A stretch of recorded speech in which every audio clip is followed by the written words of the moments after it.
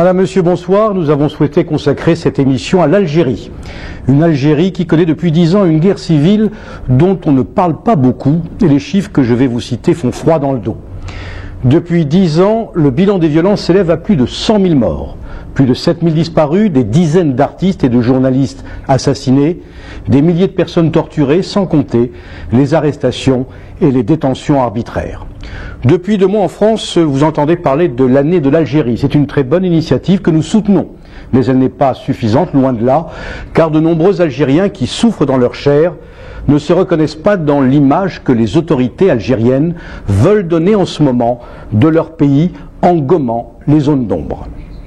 Une émission de télévision n'a jamais résolu les problèmes politiques d'un pays, et ce n'est pas son but. En revanche, elle peut permettre que chacun s'exprime sur les réalités souvent complexes vécues par toute une population qui espère aussi tellement qu'un jour la paix et la justice régneront sur leur terre. C'est ce que nous allons faire avec les témoignages et les documents que nous allons vous présenter. J'ajoute que pour que tout soit parfaitement clair et transparent, que cette émission a été décidée à l'initiative de Reporters sans frontières, une organisation internationale non gouvernementale qui se bat depuis longtemps pour la liberté de la presse partout dans le monde, et à l'initiative également de la Ligue algérienne pour la défense des droits de l'homme.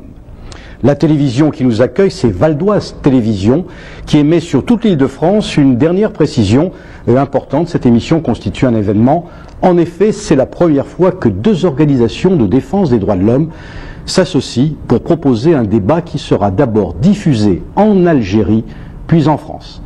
Avant de vous présenter nos invités, voici en images quelques informations sur Reporters sans frontières et son combat.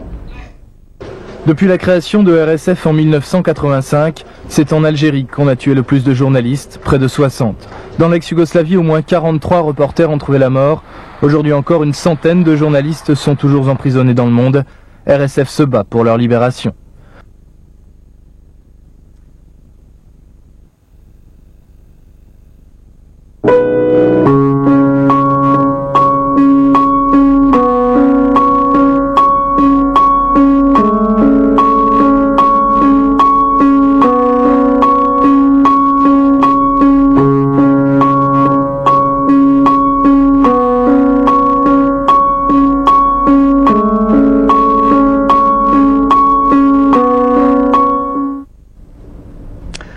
Je voudrais maintenant vous présenter nos invités. On va commencer par Malika Matoub.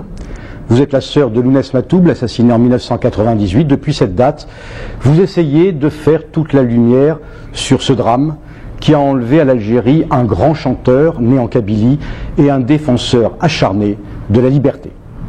Youssef Zirem, journaliste et écrivain, auteur notamment de L'Algérie, la guerre des ombres. Votre plume a toujours été libre, vous le revendiquez haut et fort. Vous avez écrit sur le pouvoir en Algérie, et mieux que personne, bien sûr, vous en connaissez les arcanes et les rouages. Narman Khelil, vous êtes membre de la Ligue algérienne pour la défense des droits de l'homme. Vous avez enquêté sur les arrestations et sur les disparus dans votre pays. Vous nous parlerez donc de la violation des droits de l'homme et du fonctionnement de la justice dans votre pays. Chami Chemini, vous êtes artiste, écrivain né en Kabylie. Vous avez cofondé le premier groupe algérien de musique moderne d'expression kabyle. Vous êtes revenu dans votre pays après 8 ans d'absence et on vous verra tout à l'heure dans un document très émouvant et très bouleversant dont nous diffuserons quelques extraits. Rachid Lemboum, vous êtes membre fondateur du mouvement citoyen en Kabylie et quand les émeutes éclatent en 2001, vous êtes recherché par la police et obligé de fuir votre pays. Georges Morin, président de l'association Coup de Soleil, vous aimez l'Algérie par-dessus tout, une Algérie que vous connaissez parfaitement car vous y êtes né. Vous nous direz où en sont aujourd'hui les rapports entre la France et l'Algérie, des rapports qui ont toujours été passionnels et complexes. Enfin, Virginie Locussol, responsable du nord de l'Afrique à Reporters sans frontières. Virginie Locussol s'est rendue à plusieurs reprises en Algérie pour enquêter, bien sûr, sur la liberté de la presse. Alors pour commencer cette émission, un document tourné en Algérie sur les massacres attribués à l'époque au GIA. Nous sommes en 1998 dans la plaine de l'Amitidja, non loin d'Alger. Et Arnaud Hamelin a tenté de savoir et de retrouver les auteurs de cette barbarie. L'escorte de protection nous est imposée. Avec cette garde très rapprochée, nous quittons les hauteurs pour nous enfoncer dans la Mitidja, la plaine martyre. C'est la zone d'Algérie la plus marquée par la violence. Pas une localité qui n'ait été frappée. 3 véhicules de gendarmerie nous accompagnent. Quadrillés, ratissés par l'armée, la zone a été nettoyée, nous dit-on. Et c'est cette façade que nos hôtes veulent nous montrer, celle d'une situation sous contrôle à l'image de la vie revenue au centre-ville de Bougara. 8 mois après les premiers grands massacres qui ont fait ici 93 morts, il y a seulement quelques semaines, les rues étaient vides.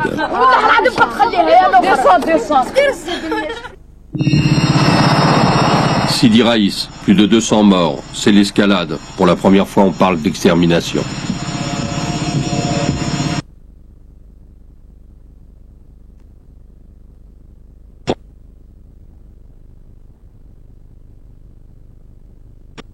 Et qui n'ont rien oublié. Quand on a entendu les cris, on est sortis. Ils venaient de partout, ils nous encerclaient. Et moi, ils m'ont touché par là-bas, de l'autre côté. Dès qu'ils t'ont vu, ils t'ont tiré dessus? Oui, ils tiraient. Dès qu'il y en avait un qui sortait, ils le finissaient. En fait, ils ont tué beaucoup de gens. Beaucoup sont tombés dans la rue, là, derrière.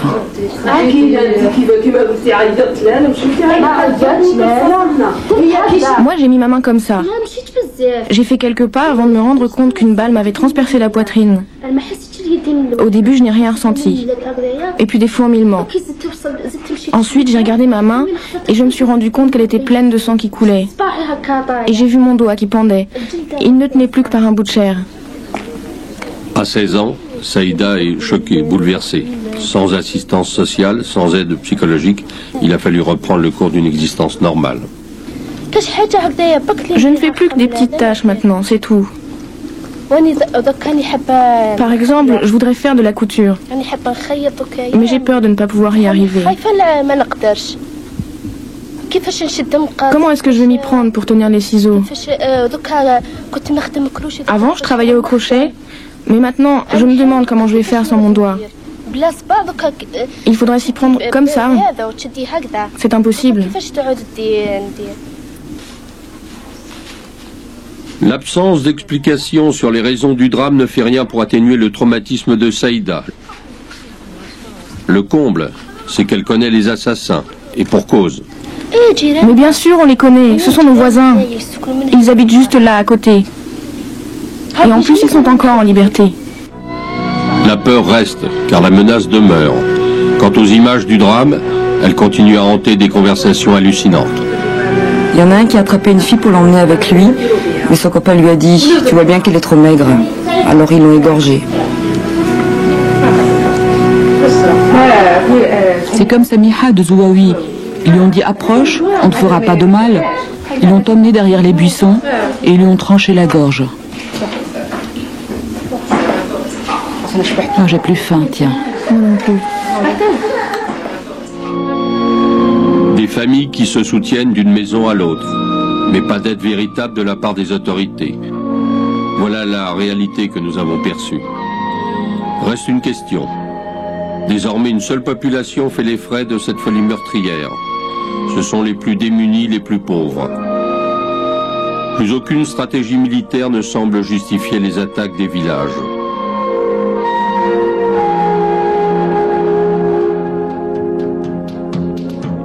Nous reprenons la route. Le doute plane plus que jamais sur les circonstances des carnages. Les interrogations fusent sur la passivité de l'armée lors des massacres. 60% de tous ces effectifs sont pourtant concentrés ici, dans cette région.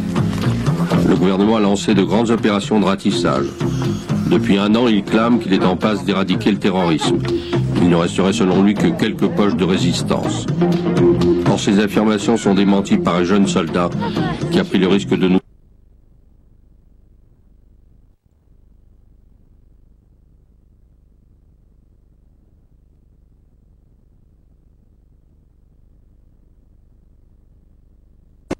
C'était vraiment un peu dur pour nous, surtout quand se voit dans des opérations pareilles, tu trouveras là où tu trouveras tes amis morts à chemin.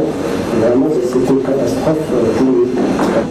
on dit que, enfin le commandement militaire dit que la situation sur le terrain est tout à fait maîtrisée. Ça se dit depuis 1992, pour moi jusqu'à maintenant on a un succès, parce que si on perd beaucoup de militaires, on capture quelques-uns de terroristes, on trouvera toujours des égorgements contre les civils. Donc, comme ils disent, on vient de terminer avec les terroristes, je ne crois pas. Est-ce que l'armée a le moral? Est-ce qu'il y a des déserteurs? Oui, il y a beaucoup, et surtout ces derniers temps, parce qu'il y a beaucoup des opérations qui sont menées comme ça, sans études. Si on perd dans des opérations 4-5 maintenant, on a perdu 4-5 Krachikov. Donc ça c'est la vision du militaire. Bentala, ville martyre entre toutes depuis le mois de septembre. Madame Karadja, présidente de l'Association nationale des familles des victimes, veut nous montrer son action sur le terrain. Omar, son correspondant local, est bien là. Malheureusement, ce louable effort de communication à notre égard va se heurter une fois de plus à l'intransigeance de notre chef d'escorte. Pas question de filmer dans la cour de cette école, à la stupeur de notre interlocutrice. C'est pas normal. Nous, on est en train de se fatiguer pour rien alors. On se crève pour rien. Nous, on s'acharne à ce qu'il y ait une communication plus cohérente, plus vraie. Et ils sont en train de tout. C'est pas possible. Il est chargé de votre sécurité et rien d'autre. Finalement, c'est dans ce local improvisé que nos deux hôtes peuvent recevoir les doléances de cette femme dont le mari a disparu.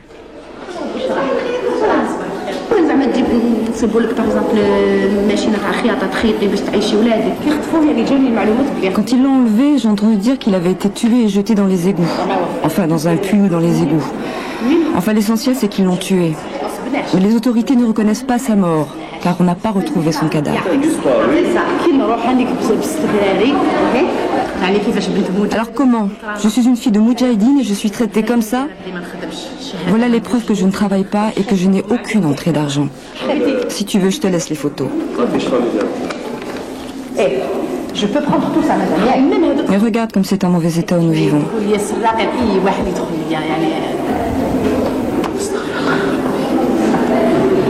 Tiens, je te les donne, tu peux les garder. Tu les montreras aux responsables. La victime a droit à une indemnisation en fonction de tel critère. Les disparus, c'est autre chose. Dans tous les pays, c'est pareil. Le disparu, la réglementation dit que c'est après 4 ou 5 ans que c'est possible. Madame Karadja nous a montré son engagement et sa détermination. Prendre en charge autant que faire se peut l'immense multitude des traumatismes. Mais pour elle comme pour d'autres, pallier les carences de l'administration est un combat inégal. La tâche est immense et le choc va marquer pour longtemps des générations d'Algériens. Voilà, vous l'avez constaté, les témoignages terribles. Je rappelle que ce reportage a été tourné en 1998. Alors, peut-être avec vous, Monsieur Khelil, une question peut-être un peu naïve. Qui est responsable de cette tuerie? Qui est responsable de cette barbarie? Écoutez, si on pouvait vraiment situer les responsabilités exactes à travers des enquêtes, il n'y a jamais eu aucune enquête crédible sur les commanditaires et les exécutants de ces massacres. C'est pour ça, depuis 97, non pas depuis 98, depuis 97, on milite pour qu'il y ait une commission d'enquête internationale sur les responsabilités de ces massacres. Ce qui est sûr, c'est que ce soit à Ben Talha, à Sidi Hamad, à Relizane ou à Beni Msous ou à côté de la caserne d'entraînement de la DRS, la direction des renseignements de sécurité, qui est entre autres la sécurité militaire, qui détient tous les renseignements concernant le pays sur le plan sécuritaire. Il y a eu 75 personnes qui ont été assassinées à partir de 10 h du soir jusqu'à 2 h du matin, et jamais on n'a pu trouver les commanditaires ou les exécutants de ces massacres. Donc, mais là où on s'est rendu, on a beaucoup travaillé sur les questions à 98. Entre autres, je me suis déplacé plusieurs fois à Sidi Ahmed, qui est pas très loin de Ben Talha, à côté de Mouftah, toujours dans la Metidja. Quelle est votre intime conviction à vous, puisque vous êtes rendu, et vous venez de le dire, vous êtes rendu sur place? Écoutez, l'État est au moins, le pouvoir est au moins responsable de non-assistance à la population en danger. Il y a une responsabilité qui est très claire sur ça, où on ne peut pas massacrer pendant 4 heures, 5 heures, des centaines de personnes sans exagérer, à 10 minutes de la présidence. C'est à 10 minutes de la présidence en voiture. On ne peut pas laisser faire des choses comme ça s'il n'y a pas une complicité. Donc vous dites que l'armée est complice? L'armée, sûrement pas en tant qu'institution, en tant que telle, mais il pourrait y avoir des groupes au sein de l'armée, des clans au sein du pouvoir qui sont derrière, ou bien qui ont laissé faire ça, qui ont donné l'ordre. Ce qui est sûr, c'est qu'ils ont donné l'ordre qu'il n'y ait pas d'intervention pendant les massacres, que ce soit à Bant al-Ahra, que ce soit à Sidi Hamad, où on a recueilli des témoignages où des personnes sont arrivées jusqu'à la caserne, ils ont tapé à la porte de la caserne et personne n'est sorti. Sidi Hamad, il y avait 3 casernes qui ont entouré de 3 casernes. Et un garde et ce qu'on appelle une compagnie rapprochée qui était à 100 mètres à vol d'oiseau, en bas du village, et c'était la nuit, donc on voyait pas mal d'explosions, il y a eu des explosions, il y a eu des détonations, à aucun moment ils n'ont bougé. Les témoignages de Miftah, les habitants de Miftah racontent qu'il y a un village qui est situé à environ 3 km de Sidi Hamad, eux ils ont entendu. Donc ils ont laissé faire les intégristes? Les intégristes ou des intégristes islamistes ou d'autres groupes armés. On ne sait pas jusqu'à présent, il n'y a aucune enquête crédible sur les responsables de ces massacres. Monsieur Zirem, pourquoi il n'y a pas d'enquête dans votre pays sur ces massacres? Qui a intérêt à ne pas faire toute la lumière sur ces tueries? C'est d'abord le pouvoir algérien. Il est inconcevable qu'il n'y ait pas d'enquête, au moins nationale, mais indépendante. Ce qu'il faut savoir par rapport à ce qui s'est passé à Bant al-Ahra et dans d'autres régions du pays, c'est que les massacres continuent jusqu'à aujourd'hui. Il est vrai que la violence a diminué relativement dans les grandes villes, mais les pauvres paysans continuent jusqu'à aujourd'hui à se faire égorger. Et toujours, on se contente d'attribuer ces massacres à un fameux sigle, le GIA. Mais qui c'est le GIA? C'est quoi le GIA? Pourquoi ne fait-on pas d'enquête? Je vous retourne donc cette question. Mais c'est d'abord le pouvoir politique en place qui ne veut pas de cette enquête. Il est vrai aussi qu'une partie de la classe politique algérienne, qui est de connivence avec le pouvoir algérien, rejette aussi cette idée d'enquête internationale. Y a-t-il connivence selon vous entre le GIA et le pouvoir algérien? De quelle manière? Écoutez, il y a des officiers de la sécurité militaire algérienne qui disent, ils l'ont dit plusieurs fois, que ce GIA a été créé par la sécurité militaire algérienne. Vrai ou faux? Peut-être que moi-même je ne peux pas répondre à une telle question, mais en tout cas les interrogations et les ondes d'ombre demeurent. Aujourd'hui, on ne peut pas se contenter d'un sigle pour dédouaner les assassins de commettre leurs crimes. Monsieur Khalil, je me retourne vers vous. Quelle est la situation exacte des droits de l'homme dans votre pays? Quelle est la situation? Comment vous l'appréhendez? Et quel a été votre travail sur ce problème très délicat, épineux et sanglant, on l'a vu, des droits de l'homme? Pour schématiser un peu, ou résumer un peu, on ne peut pas parler des droits de l'homme en Algérie dans un État où il n'y a pas de droit. C'est un État de non-droit. C'est un pays où il n'y a pas d'État. On n'a pas un État, on n'a pas des institutions où s'exercent les droits. La justice, elle est inexistante, elle est incapable de fonctionner. La corruption a gangréné tous les paliers au niveau de la justice. Sinon, sur les exactions des droits de l'homme, on assiste depuis 10 ans à une guerre terrible, féroce, qui a causé près de 200 000 morts, 7200 disparus. La torture est systématique en Algérie. La liberté de la presse, elle est inexistante, même si on peut dire ici en Occident qu'on peut parler d'une liberté de temps. Mais tout le monde dit, pardon monsieur Khalil, mais tout le monde dit que la démocratie et la liberté de la presse a quand même un peu progressé dans votre pays. Est-ce que vous le reconnaissez ou c'est une inexactitude? Écoutez, on a vécu 2 ans de récréation démocratique entre 88 et 92, 4 ans, où c'est effectivement l'Algérie a vécu une période où il y avait tel dynamisme, une telle effervescence dans la société, où il y a eu une expression extraordinaire de la société, des créativités, etc. Depuis 92, après l'arrêt du processus démocratique, parce que ce n'est pas un arrêt du processus électoral quand on le présente plus souvent, puisque 10 ans après, on a régressé énormément dans les libertés, entre autres le code pénal qui a été amendé sur la liberté de la presse, et toutes les exactions qu'a subi le peuple algérien, que ce soit sur les libertés économiques, les libertés syndicales, les libertés collectives. On est sous état d'urgence illégal anticonstitutionnel depuis 10 ans, maintenant près d'1 an. Donc, il y a une terrible régression dans la question des droits de l'homme. Monsieur Chemini, ensuite Monsieur Zirem. Monsieur Chemini. Je rejoins tout à fait ce qui venait d'être dit. Il me semble illusoire de vouloir y croire qu'il pourra avoir une liberté de la presse dans un pays de non-droit. Il me semble l'enquête la plus intéressante à faire, c'est de violer ce secret, cette opacité. Qui c'est qui gouverne en Algérie?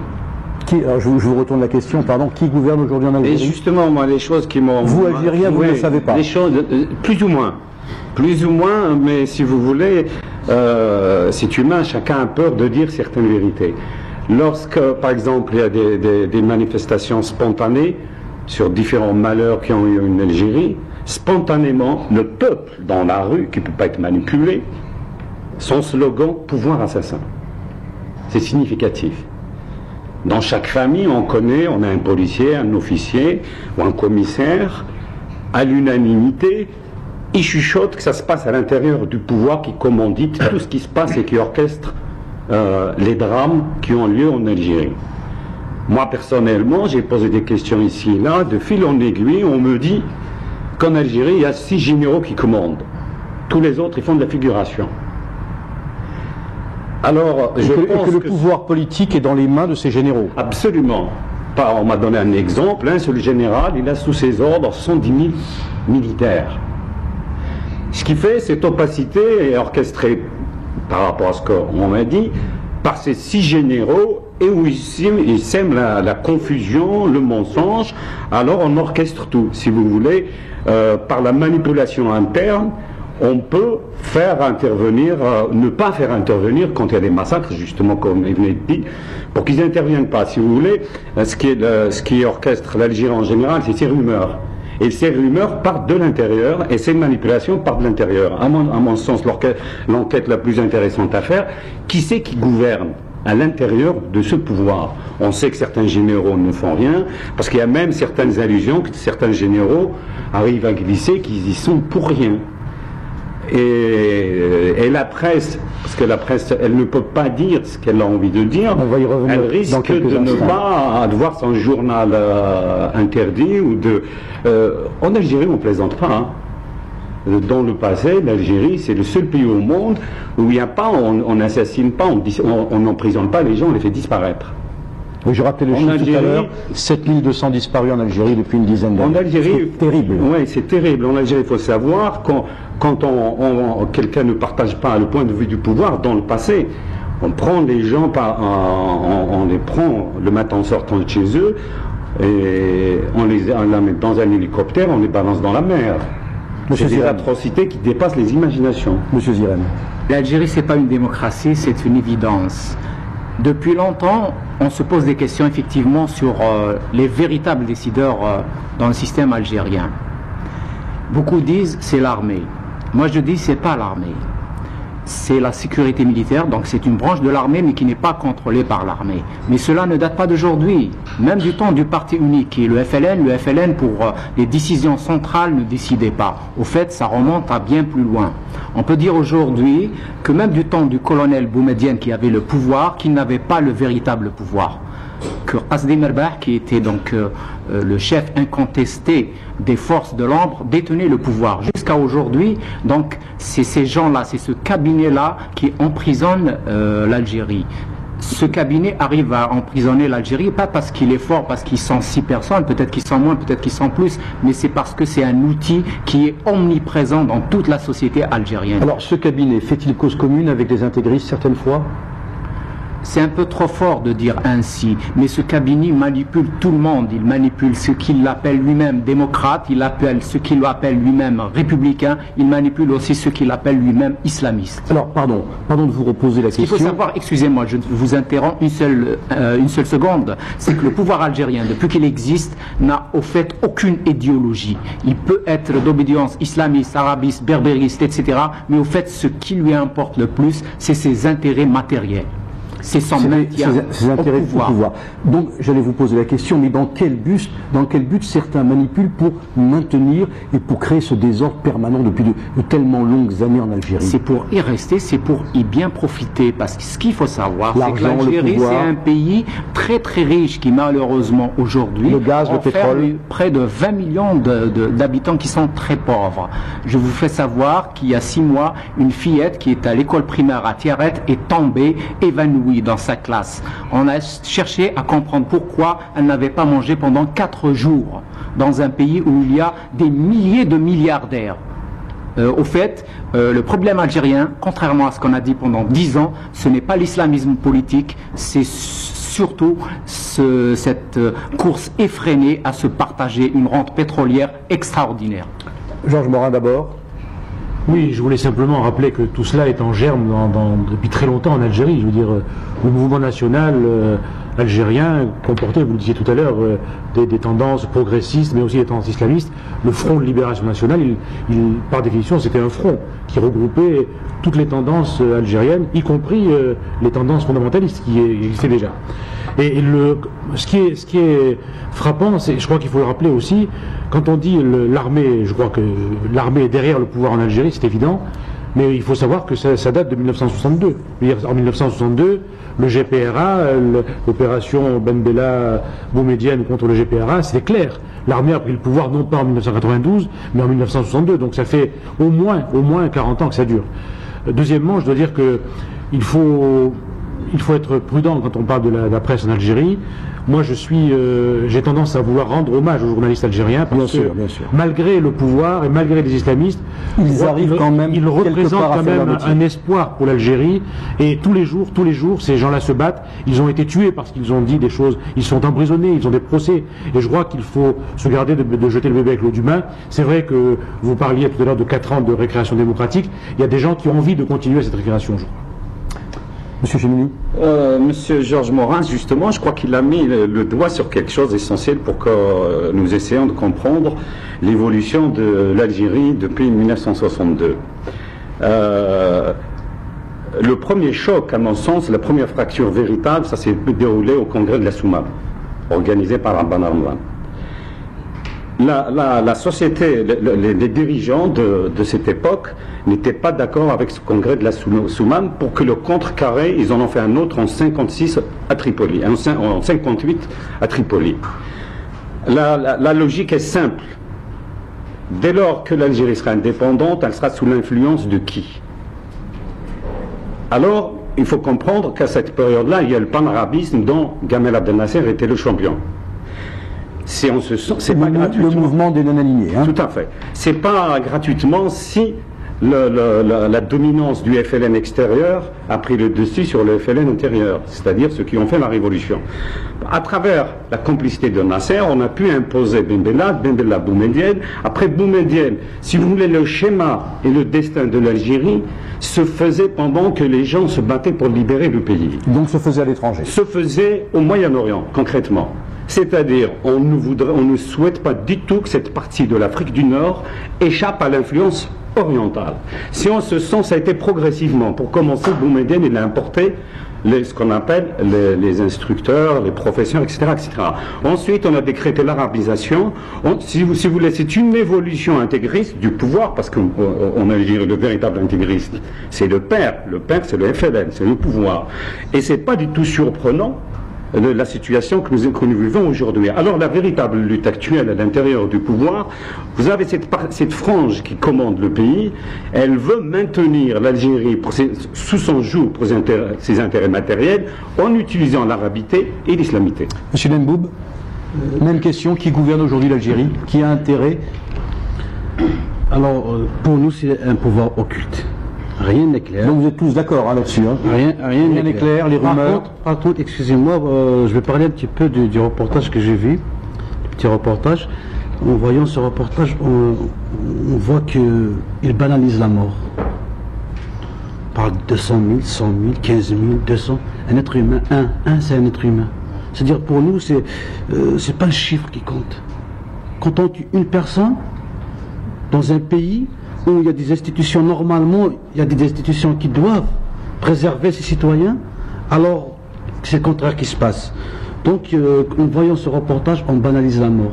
Même les reporters qui ont été pour faire ce reportage, on a vu la petite fille à qui on a coupé le doigt. Alors chez nous, le doigt qu'on a coupé, c'est pour se rappeler de Dieu, le doigt qu'on lui a coupé. On lui a coupé un doigt, c'est un doigt qui est significatif. Donc il a été coupé par hasard, par une balle, mais c'est vraiment touchant pour la petite fille. Mais c'est vraiment, il banalise la mort, et c'est écœurant, ça fait très mal. Malika Matoub. De toute façon, en Algérie, on sait, tout le monde le sait, le peuple le sait, c'est que le pouvoir est détenu par une bande de décideurs qui en font ce qu'ils veulent de ce pays. Et en quelque sorte, le peuple algérien est devenu des sujets. Et on est devenu aussi un champ expérimental. Chaque fois qu'ils veulent expérimenter une nouvelle donnée, c'est le peuple qui paye. Parce que je n'ai pas vu, en 10 ans, on n'a pas vu ces décideurs mourir, on n'a pas vu leurs biens attaqués.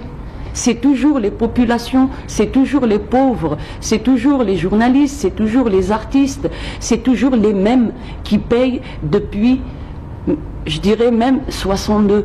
Donc il est temps qu'aujourd'hui, que ça cesse, qu'ils nous décrètent qu'est-ce qu'ils veulent faire de nous.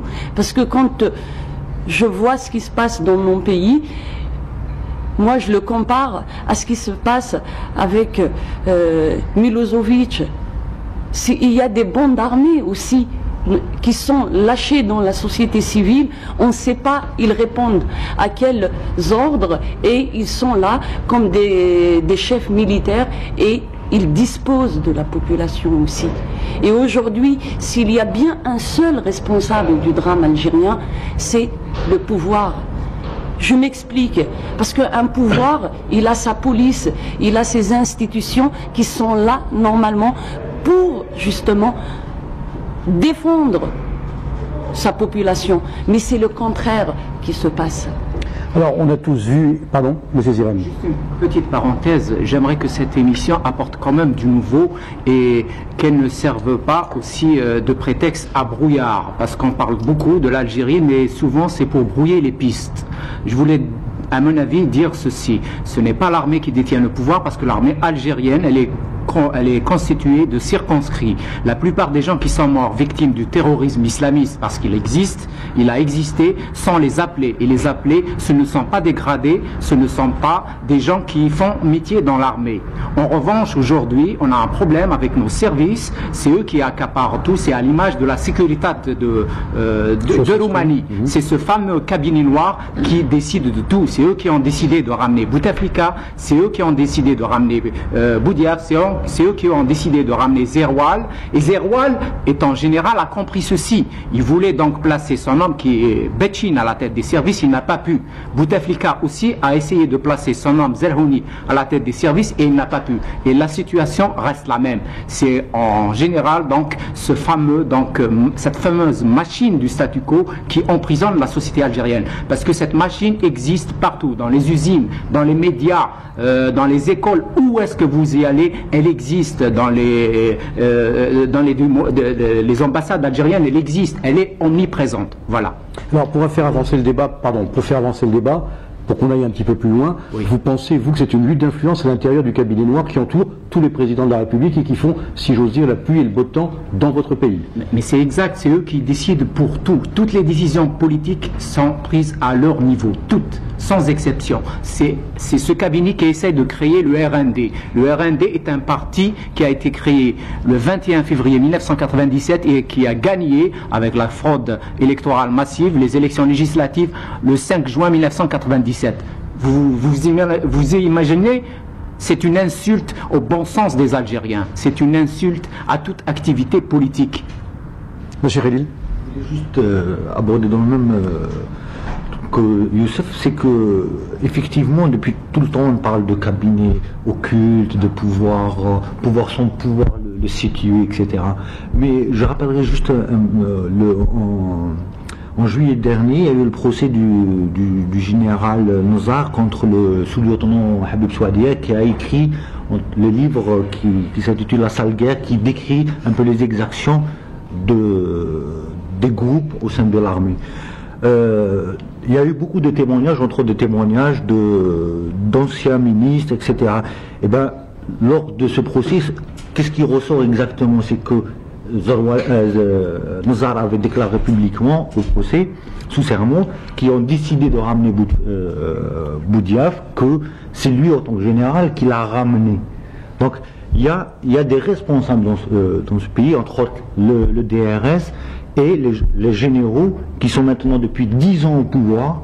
Tout ce qui s'est passé en Algérie, il n'y a pas un, que ce soit le chef d'état-major, qui est responsable de la sécurité des Algériens, le chef des forces armées, qui est responsable de la sécurité des Algériens. Personne n'a été mis devant ses responsabilités sur les circonstances des massacres, etc. Donc ceux-là sont toujours là et depuis 92, depuis l'arrêt du processus électoral, ils détiennent réellement le véritable pouvoir.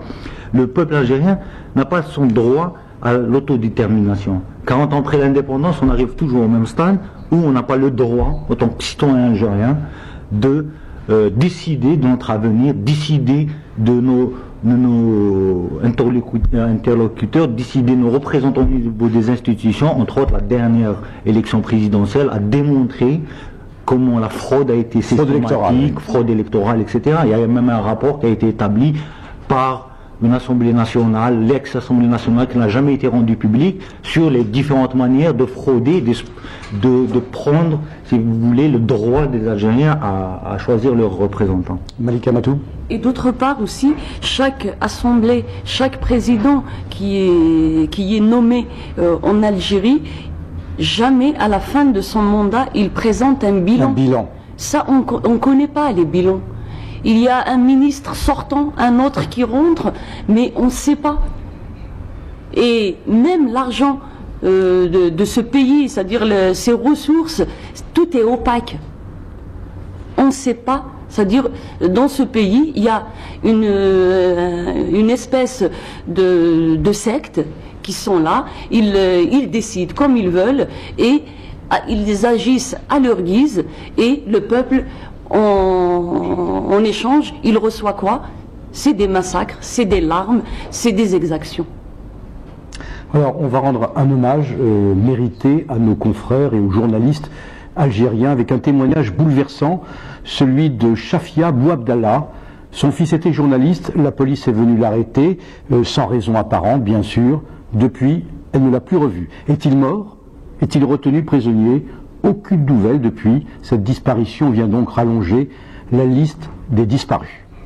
Oui, alors c'est le 12 avril 97, ils sont venus à la maison, nous habitons Chevalet, ils sont venus à 23h30 et ils ont frappé fort à la porte, ils ont sonné, on s'est réveillés, bon les enfants et moi et le père, tout le monde s'est réveillé en sursaut, qu'est-ce qui se passe? On a dit qui c'est, ils ont dit ouvrez police. Et mon mari a eu juste le temps d'ouvrir la porte, on s'est retrouvé en face de 3 individus. Le premier, juste mon mari, il a ouvert la porte, il lui a planqué un revolver là sur la tempe et lui disait de lever les mains et reculer en arrière. Et d'ailleurs, c'est ce qu'il a fait mon mari. Moi, j'étais derrière mon mari, j'étais vraiment affolée, j'ai commencé à crier. Alors, ils m'ont pris, moi et mon autre enfant. Ils nous ont poussés vers le salon, ils ont fermé la porte, ils ont tenu la poignée pour qu'on ne puisse pas ressortir. Et voilà, et il y avait mon fils qui était dans la cuisine en train de travailler. Quand il a entendu tout ce bruit, bien sûr, tout le monde s'est réveillé. Il est venu, qu'est-ce qui se passe? Qu'est-ce qui se passe? Ils ont regardé comme ça et il y avait tous mes enfants qui étaient réveillés. Et le bonhomme là, il a regardé comme ça, il lui a dit, toi, qui es-tu? Alors mon fils, il a répondu, il a dit, je m'appelle Aziz. Il lui a dit, ah bon? Alors, mets tes affaires et enfile tes affaires, tes vêtements et viens avec nous. Et il a eu juste le temps d'enfiler sa veste parce que il était pratiquement en pyjama. Il a eu juste le temps d'enfiler sa veste. Et il avait des mules, il a mis une de chaque couleur. Et il est parti avec eux. Et depuis ce jour, je ne l'ai plus revu. Quelles sont les nouvelles que vous avez pu apprendre par la suite avec votre personne? Est-ce que vous avez eu des nouvelles depuis ou absolument rien? De mon fils? Oui, bien sûr, bien sûr. J'ai eu des nouvelles et il me disait qu'il était vivant et qu'il fallait attendre et j'ai attendu, mais après j'ai commencé. De toute façon, le lendemain de son enlèvement, je suis venue. La première des choses, j'ai été à la brigade de gendarmerie, j'ai déposé plainte. J'ai été au commissariat. On est descendu à son journal. On a alerté le directeur du journal. Et puis on est venu voir monsieur Zagbara. On a aussi déposé plainte chez lui. Et voilà, en plus, on a commencé à saisir toutes les institutions, à commencer par la présidence, le président de la République, Zarouel, le médiateur, le ministre de la Justice, le ministre de l'Intérieur. On a saisi toutes les institutions sans laisser aucune. Et je n'ai pas eu de réponse, à part la réponse de l'ONDH, qui m'avait dit que mon fils a été pris par des groupes armés, par un groupe armé non identifié.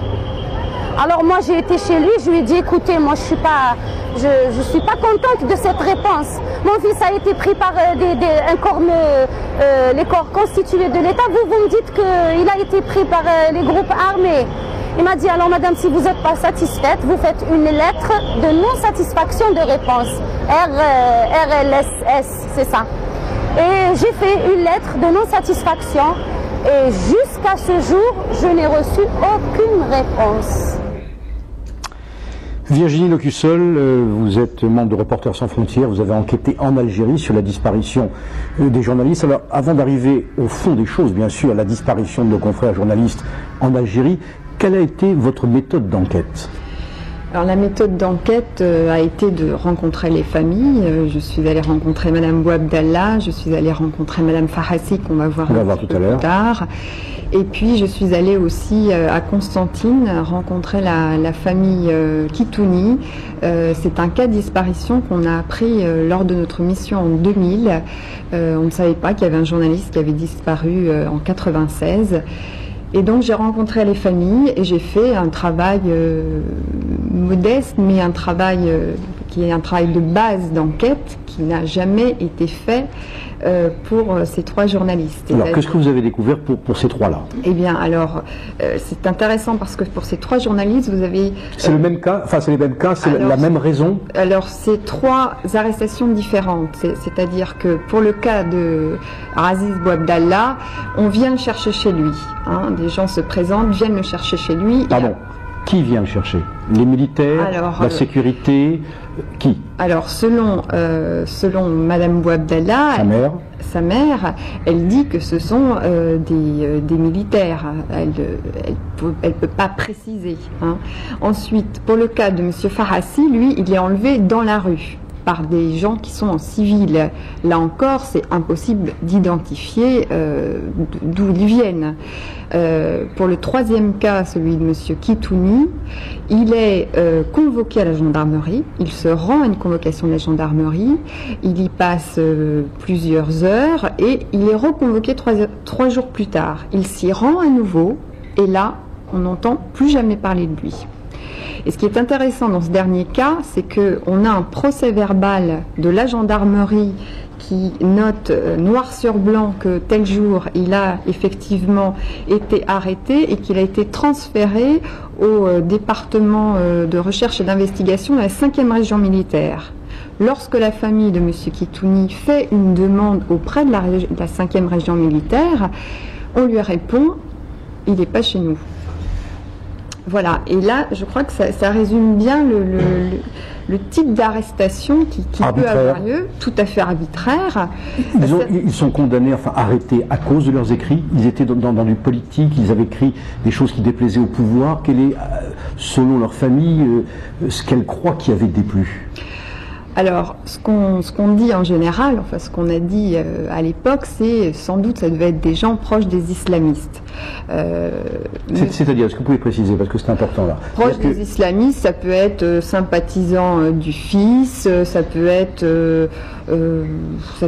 membre du fils. Sympathisant aux thèses islamistes aussi, hein. Oui, mais donc pour le cas de M. Farhassi, il travaillait à la radio Chaîne 3, il travaillait pour la radio francophone, il disait qu'il avait de la sympathie pour le fils, et puis voilà, ça s'arrête là. Enfin, on ne va pas arrêter quelqu'un parce qu'il a de la sympathie pour un parti politique. Et ça, c'est pour le cas de M. Farhassi. Pour le cas de M. Bouabdallah, c'était un journaliste extrêmement brillant. Il était très jeune quand il a été arrêté. Il avait une vingtaine d'années. C'était, selon le directeur de son journal, c'était un des éléments les plus brillants du journal.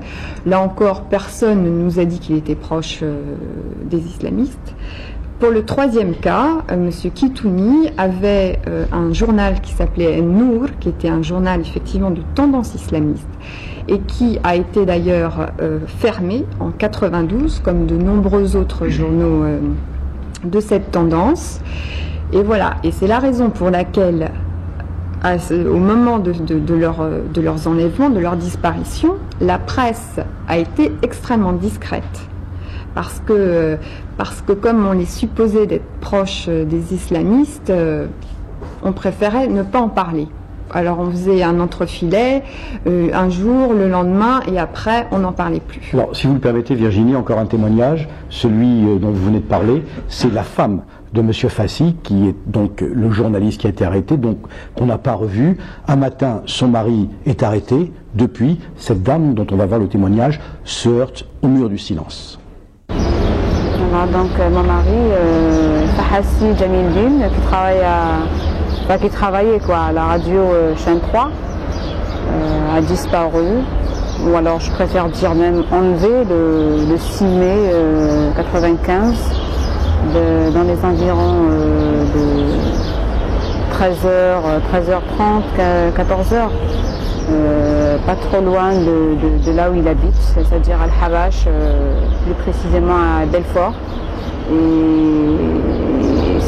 Et c'est-à-dire il avait disparu d'un endroit qui n'est pas trop loin de la prison d'Al-Habash. Donc par cela je veux dire que c'est une région hautement sécurisée. Les débuts, je croyais qu'il a été enlevé par les terroristes, par les groupes armés, parce qu'il y a eu des menaces sur les journalistes. Et franchement, la première semaine, j'avais peur de trouver comme ça son corps jeté devant la porte de la maison. Mais par la suite, j'ai reçu un coup de fil anonyme après une dizaine de jours. Il y avait quelqu'un qui m'avait appelé à la maison. Et il m'avait dit que mon mari se trouvait, qu'il était arrêté par la police et qu'il se trouvait à Châteauneuf.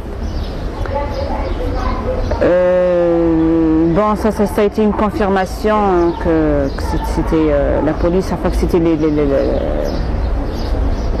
services de sécurité qui l'ont interpellé. Et par ailleurs, c'est-à-dire juste après sa disparition, c'est-à-dire dans les 48 heures, j'ai essayé d'enregistrer une plainte qu'on m'avait refusée. Et j'ai essayé de faire le maximum de bruit et de tapage en appelant son employeur qui était la chaîne 3 et qui m'avait refusé de diffuser quoi que ce soit sur sa disparition. Il m'avait même demandé d'arrêter de médiatiser sur sa disparition. Donc ça a été, moi je trouve que quand on me demande d'arrêter de faire du bruit, de faire du tapage sur la disparition d'un journaliste, ça veut dire qu'ils connaissent la personne, enfin qu'ils connaissent par qui il a été enlevé. Donc voilà, juste 10 jours après sa disparition, je reçois un coup de fil anonyme à la maison. J'ai demandé à cette personne de venir à la maison, de se présenter pour que je puisse l'identifier et le connaître. Il avait refusé parce qu'il avait peur. Il m'avait dit, c'est-à-dire là où il était chez les services de sécurité, il leur avait dit si jamais on entend que vous avez contacté la famille de Fahassi, on vous tuera. Donc ça a été une confirmation que c'était les services de sécurité qui l'ont arrêté. Et le mois d'août, il y a le journal, l'hebdomadaire La Nation, qui avait reçu une lettre aussi qui n'était pas signée, une lettre anonyme. Il l'avait reçue aussi au sein du journal, au siège du journal. Et dans la lettre, il disait, enfin la personne disait que Fahassi a été vu jusqu'au mois d'août au centre de détention de Châteauneuf. Et depuis, rien du tout. Depuis, je n'ai reçu aucune nouvelle de lui. 6 mois après sa disparition, il y a le journal Horizon qui fait un article très drôle et très suspect, parce que là, dans l'article, ils disent que Fahassi avait simulé sa disparition et qui n'a pas été arrêté par la police ni rejoint le maquis d'ailleurs, parce que ils disent dans l'article qu'il avait comment dirais-je, qu'il était à l'étranger, qu'il était en train de couler de très beaux jours de l'autre côté de la Méditerranée. Bon, à l'étranger, ils n'ont pas précisé l'endroit. Et quand j'ai été les voir et leur avais demandé des informations et puis la source de cette information, il y a Naama Abbas qui était à la tête de ce journal qui m'avait dit qu'elle pouvait pas donner plus de cette information. Bon, on avait fait quand même une mise au point, elle est passée dans le journal, mais... Vous avez une fille, quel âge avait-elle au moment de la disparition, elle avait 4 mois, donc elle ne connaît pas son père. Voilà, c'est sa photo là. Elle s'appelle Myriam. Elle avait 4 mois, elle ne connaît pas son père. Et maintenant, elle a 5 ans, c'est-à-dire elle a l'âge de la disparition de son papa. Et franchement, moi je trouve que c'est le plus grand, c'est-à-dire c'est la plus grande tragédie que je suis en train d'endurer, parce que franchement je ne sais pas quoi lui dire, et puis à chaque fois que je me rappelle que je suis incapable de lui donner une réponse convaincante, c'est une chose qui m'affaiblit je sais pas, elle m'affaiblit parce que là je suis incapable devant ses regards, devant ses questions. Je suis incapable de lui dire, d'ailleurs des fois j'évite carrément de lui parler de son papa, parce que si je lui dis qu'il est vivant, parce qu'à un certain temps je lui disais qu'il était effectivement à l'étranger, qu'il allait lui ramener plein de cadeaux, plein de jouets et tout, mais un certain temps il m'avait dit que c'est pas vrai, parce que même s'il était à l'étranger, il aurait pu l'appeler, parce que il y a le téléphone, il y a les lettres, donc il pouvait au moins l'appeler par téléphone, chose qu'il n'a jamais faite d'ailleurs. Et bon, maintenant, moi, je me retrouve dans un grand dilemme, parce que je ne peux pas lui dire qu'il est vivant, parce que j'ai peur qu'il ne réapparaîtra jamais, et qu'un jour, elle va se retrouver, je ne sais pas, ça va lui créer déjà que psychiquement, elle est un peu affectée par tout cela. Et j'ai peur de lui dire qu'il est mort et qu'un jour, il va réapparaître aussi. Donc, franchement, c'est un grand problème pour moi. Voilà, autre témoignage terrible. Alors Virginie, poursuivons la conversation sur les journalistes. Dans vos enquêtes sur place, est-ce que vous avez été gêné, et de quelle aide les autorités vous ont-elles donné pour enquêter justement, ou votre travail a-t-il été entravé? Alors les autorités ne m'ont fourni aucune aide, ça c'est bien clair.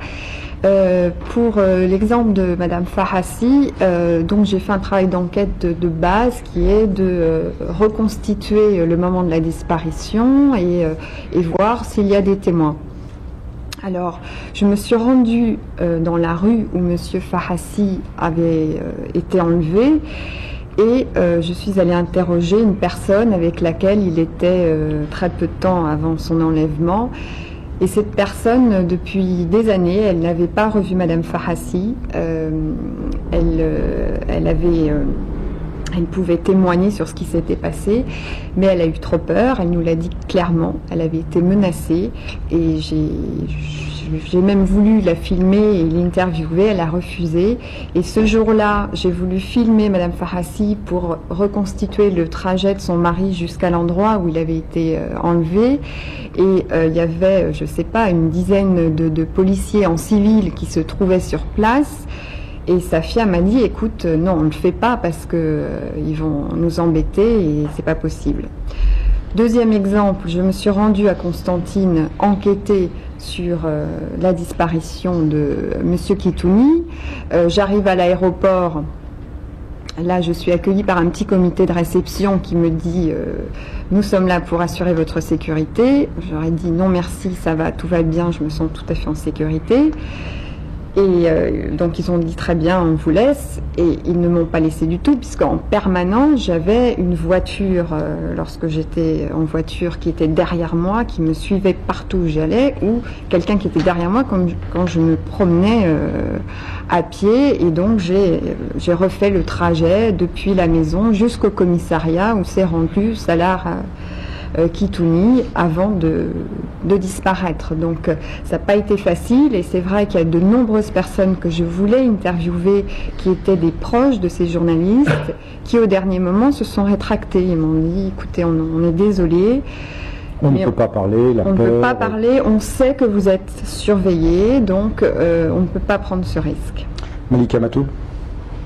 Le plus terrible dans ce qui arrive au pays, c'est le doute. Que ce soit pour les familles des disparus, que ce soit pour les familles victimes aussi. Parce que ce que nous avons en commun, c'est tout simplement, pour ce qui est des disparus, ils savent qui a enlevé leurs enfants, mais ils ne savent pas où ils sont. Pour les familles des victimes, on sait où ils sont, nos proches, mais on ne sait pas qui a fait ça. Donc, ce qu'on a en commun, c'est la vérité et la justice.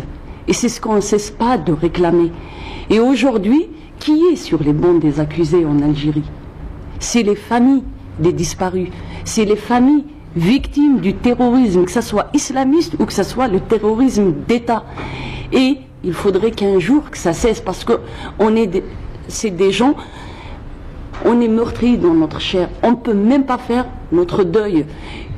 Quand j'écoute le témoignage de ces femmes, je me mets à leur place. Qu'est-ce qu'elles peuvent faire? Faire le deuil de quelque chose dont elles ont espoir que peut-être demain elles recevront un coup de téléphone. D'un autre côté, elles savent très très bien que ceux qui partent ne reviennent jamais. Et aujourd'hui, je crois que pour qu'on puisse penser nos blessures en Algérie, pour qu'on puisse donner espoir aux enfants, pour qu'ils puissent sourire demain, on a le droit de savoir. On a le droit de savoir ce qui est arrivé au nôtre. Et aussi, on réclame haut et fort que les responsables payent. Et c'est le minimum qu'on doit à notre peuple et aussi qu'on doit aux générations futures. Non à l'impunité dans ce pays. Malika, c'est l'état de droit que réclamait M. Khelil tout à l'heure. Hein, tout à fait. Et qui n'existe pas. M. Khelil? Moi, je voudrais juste revenir un peu au reportage tout à l'heure sur Ben Talha. À un certain moment, il y avait, on voit dans le centre de prise en charge des victimes, Madame Tacher qui parlait à la femme qui a perdu son mari, qui est portée disparue, qui a été enlevée par les groupes armés islamistes. Ça sous-entend ça. Elle avait dit, Madame Tacher, elle avait dit une phrase très, très significative en disant que de toute façon, pour régler la question de la disparition, il faut 4 ans pour déclarer la personne disparue. Je voudrais revenir sur ce problème, hein, sur l'impunité, l'injustice en Algérie. Eh ben, c'est l'article 110 du Code de la famille qui dit que, bon, à un moment où le mari a quitté le domicile conjugal, qui est parti, qui a disparu par sa propre volonté, au bout de 4 ans, on le déclare mort, et que ce soit pour les gens qui sont perdus dans la mer, etc. Et le pouvoir utilise ce truc pour essayer de donner des actes de décès aux familles des disparus. Sur Madame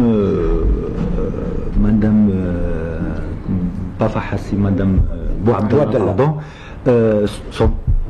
la mère du journaliste disparu, c'est le premier témoignage qu'on a vu. Voilà, le jeune journaliste, il habite pas à côté du ministère de la Défense. Ça pourrait être que les services de sécurité. Il habite en bas du ministère de la Défense. C'est pas possible qu'un groupe terroriste pénètre et fasse autant de fracas juste au-dessus. C'est vraiment 10 mètres sous le ministère de la Défense. Donc ça peut être que les services de sécurité.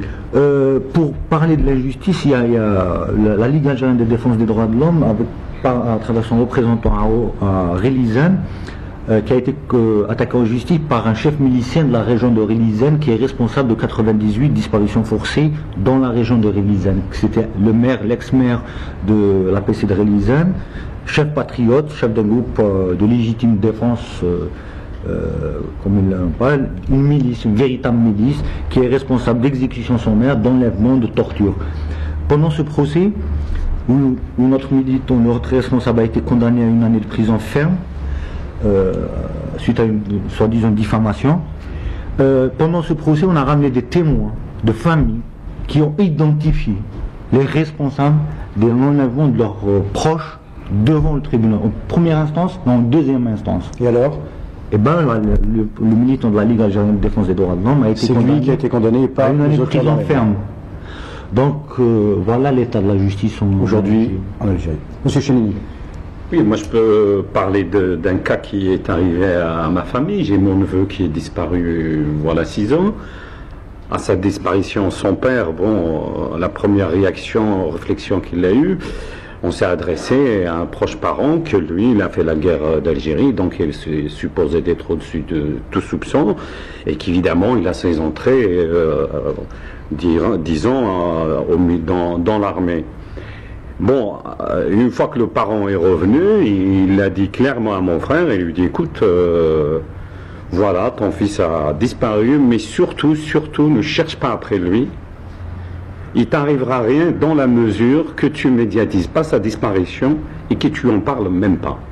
Ce qui fait, mon frère, il fait partie des gens, par peur de dire que son fils a disparu, on ne sait pas, c'est la première fois que je le dis, on ne sait même pas qu'il a disparu. C'est-à-dire il y a des dizaines, voire peut-être des milliers de disparus qu'on n'a pas recensés parce qu'on n'ose pas le dire. Monsieur Lemboub, sur la presse algérienne dans votre pays, sur l'état de la justice et bien sûr le sort des disparus. Alors pour la presse algérienne, je rends un très grand hommage à la plupart des journalistes algériens qui travaillent dans des conditions très difficiles. Il faut le reconnaître. Ils travaillent dans des conditions très difficiles. On a vu des journalistes qui disparaissent et on a tout vu. Ils continuent à travailler, ils médiatisent du mieux qu'ils peuvent dans des conditions très difficiles. Nous les félicitons. Pas tous évidemment, mais la majorité de la presse indépendante, nous les félicitons. Par rapport aux disparitions, moi ce qui m'a touché surtout, c'est qu'en voyant cette femme qui a montré la photo de sa fille. Et sa fille ne connaît pas son père. Sa fille ne connaissait pas son père. Je me suis mis à la place du mari. Ça pourrait m'arriver, ça m'a vraiment touché au fond de moi-même, sincèrement. Il y a des milliers de personnes comme ça. Monsieur Ziram. Je voudrais dire que la disparition de mes 3 confrères n'a pas été médiatisée dans la presse algérienne.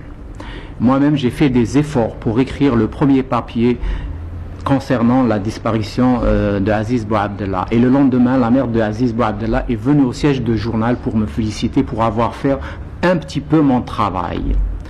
Je voudrais dire une chose aussi, c'est raconter un peu cette façade démocratique que représente la presse algérienne. Il est vrai qu'il y a beaucoup de jeunes journalistes, surtout, qui se battent. Ils essayent de se battre parce qu'ils n'ont pas fait partie du sérail médiatique, ça veut dire des anciens journaux du parti unique, mais généralement, ils n'ont pas le pouvoir. Ce qu'il faut savoir, c'est qu'en Algérie aujourd'hui, je le dis, texto, toutes les rédactions ont à leur tête des directions qui travaillent avec le pouvoir algérien, mais seulement il y a des journalistes jeunes qui essayent de se battre. Aujourd'hui en Algérie, ce qu'il faut dire, c'est que pour avoir un agrément, pour avoir un journal, il faut un agrément. Si vous ne pensez pas comme le pouvoir, vous n'aurez jamais cet agrément. Donc aujourd'hui, il n'y a qu'une seule opinion qui s'exprime dans la presse algérienne. Mais encore une fois, la quasi-majorité effectivement des journalistes algériens, qu'ils écrivent en arabe ou en français, essayent de se battre, essayent de faire des choses, mais ce n'est pas toujours facile. Je vous dis, pour preuve, ces 3 journalistes disparus n'ont pas du tout été médiatisés. Il y a eu des directeurs de rédaction qui ont interdit à leurs journalistes de parler de ces cas, de ne pas parler aussi de tous les cas de disparition forcée. La question des disparus est apparue dans la presse algérienne très tard. Ce n'est que vers la fin de l'année 1997 qu'on a commencé à aborder ce thème. Et pourtant, il y en a eu des disparus depuis 92, des disparus et des disparus. Voilà. Virginie Lecussol, sur le travail des journalistes en Algérie. Oui, je vais citer un exemple pour revenir sur ce manque de solidarité de beaucoup de journalistes à l'égard de leurs 3 confrères. Monsieur Zirem l'a assez bien expliqué, à savoir la peur, l'agrément du pouvoir, et que les rédactions, enfin en tout cas la tête des rédactions, ne peuvent pas avoir d'informations si elles ne sont pas reliées directement au pouvoir qu'il faut. Voilà, alors effectivement, on en parle de plus en plus des disparus, heureusement. En 2001, lorsque je suis allée en Algérie, j'ai souhaité que la presse algérienne passe une campagne que l'on avait faite sur leurs confrères algériens. J'ai contacté les journaux algériens, il y a une trentaine de quotidiens algériens aujourd'hui. Eh bien, il n'y a eu que 3 journaux qui ont passé la campagne. Un directeur de journal m'a dit clairement, mademoiselle, il y a des lignes rouges qu'on ne peut pas franchir. Juste un petit mot si vous permettez. Si vous voulez, vous avez dit tout à l'heure, les directions sont avec le pouvoir parce qu'elles n'arrivent pas à avoir des informations. Ce n'est pas ça. Ce n'est pas ça le problème. On peut faire son travail de journaliste le plus normalement du monde sans être de connivence avec le pouvoir. Le problème est autre. Aujourd'hui, les directeurs de journaux et les actionnaires de journaux sont milliardaires. À côté, vous avez des journalistes qui ont un salaire minable, qui vivent misérablement. Et je pèse mes mots pour la quasi-majorité des journalistes. Donc c'est pas ça le problème. Le problème, c'est qu'en étant avec le pouvoir, on est corrompu, on gagne matériellement. Aujourd'hui, si vous êtes avec ce système politique, si vous rentrez dans sa logique, vous avez des lots de terrain, vous avez des logements et vous vivez bien. Mais si vous êtes un opposant, vous souffrez. Georges Morin. Oui, je crois que on est en plein dans la complexité et les paradoxes de cette situation algérienne, parce que tout ce qu'ont dit nos amis est exact, c'est évident, hein, tout le monde le sait. Et en même temps, c'est vrai que Reporters sans frontières, après tout, ça aurait été très simple pour le pouvoir algérien de vous interdire de venir en Algérie.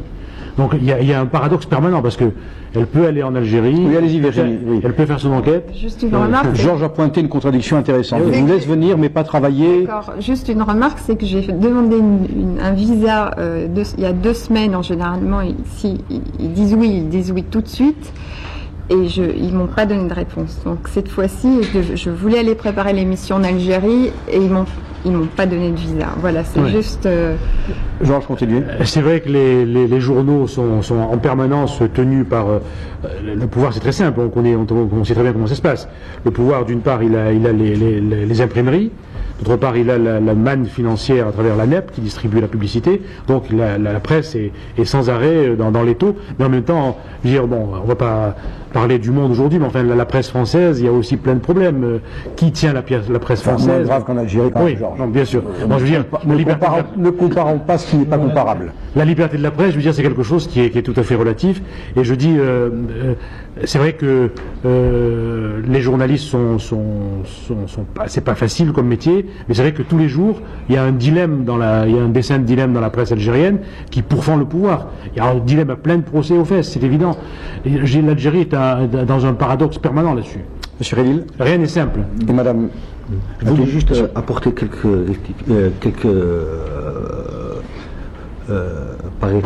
précisions sur, merci, précision sur les chiffres sur la question de la disparition forcée. Quand on parle de 7200 dossiers de disparus qu'on a recensés à notre niveau, qui sont documentés.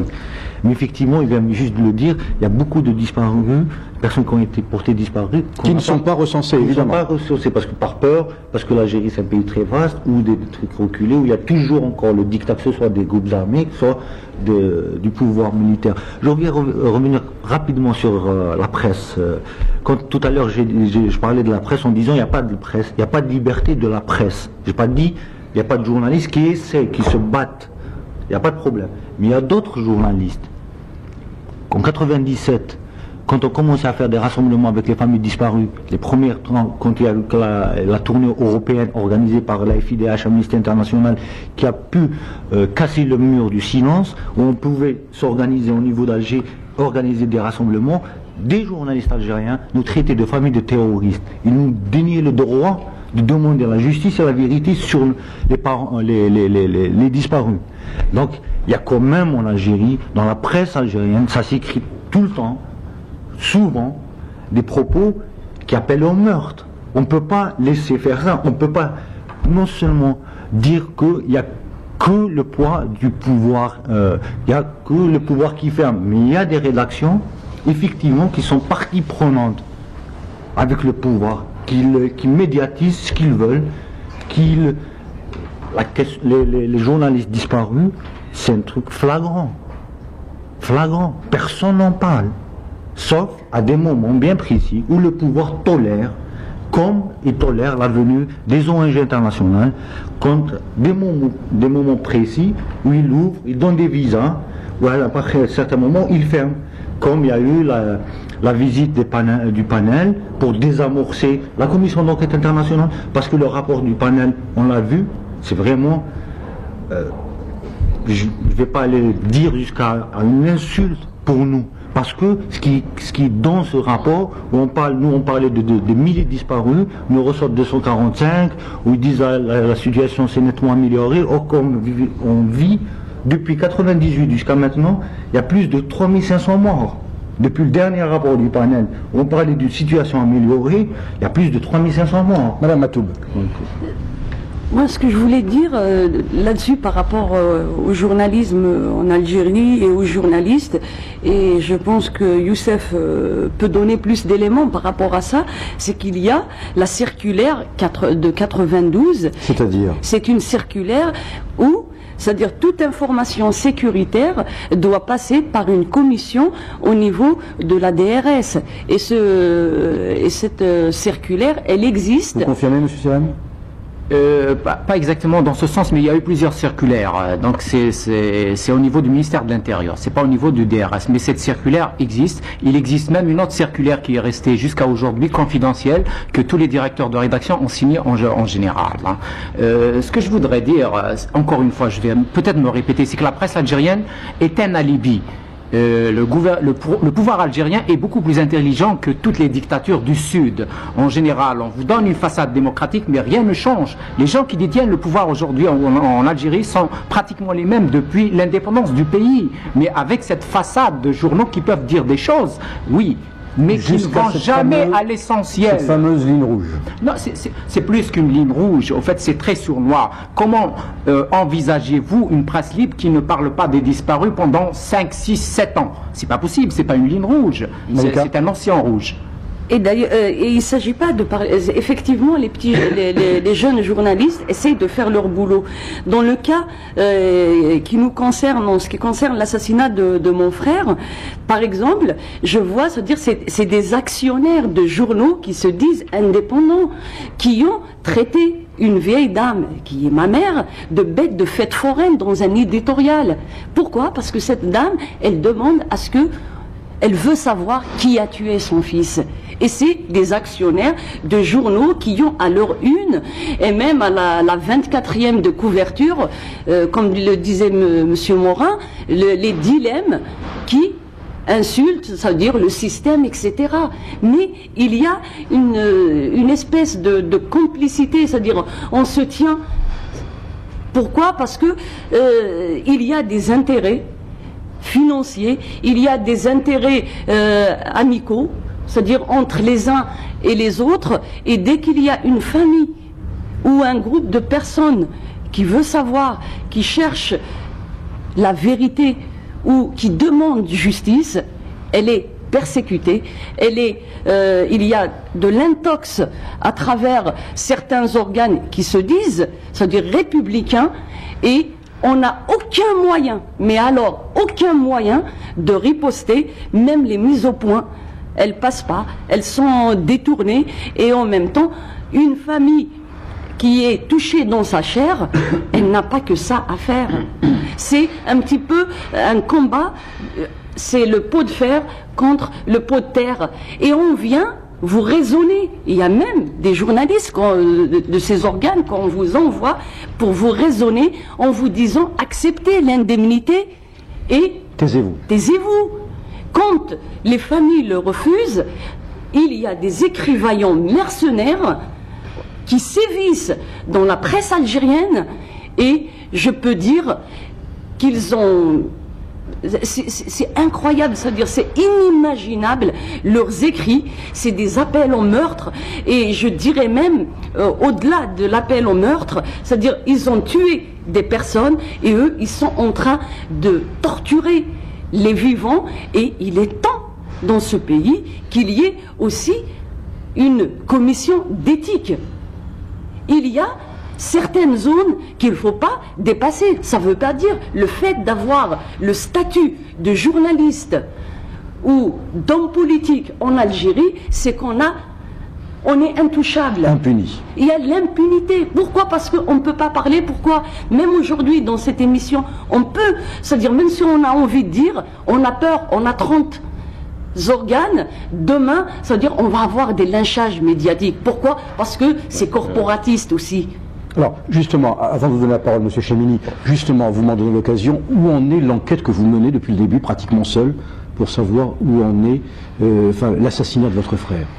D'ailleurs, pour paraphraser juste Lounès, il disait « Ni les droits de l'homme, ni aucune opposition n'ont pris part à mon malheur, sauf le peuple comme un seul homme a osé défier la peur. » Et dans cette affaire de l'assassinat de Lounès, même ses amis, ils nous ont tourné le dos.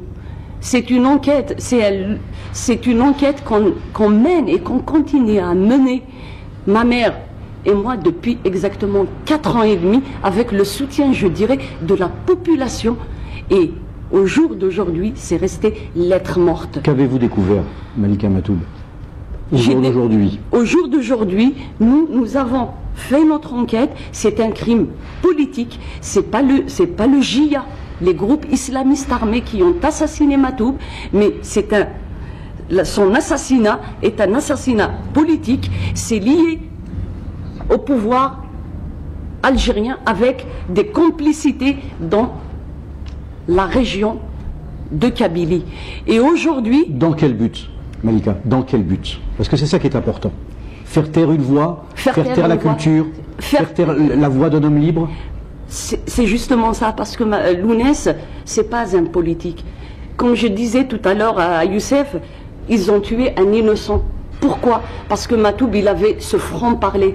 Lounès, il disait tout haut ce que le peuple pensait tout bas.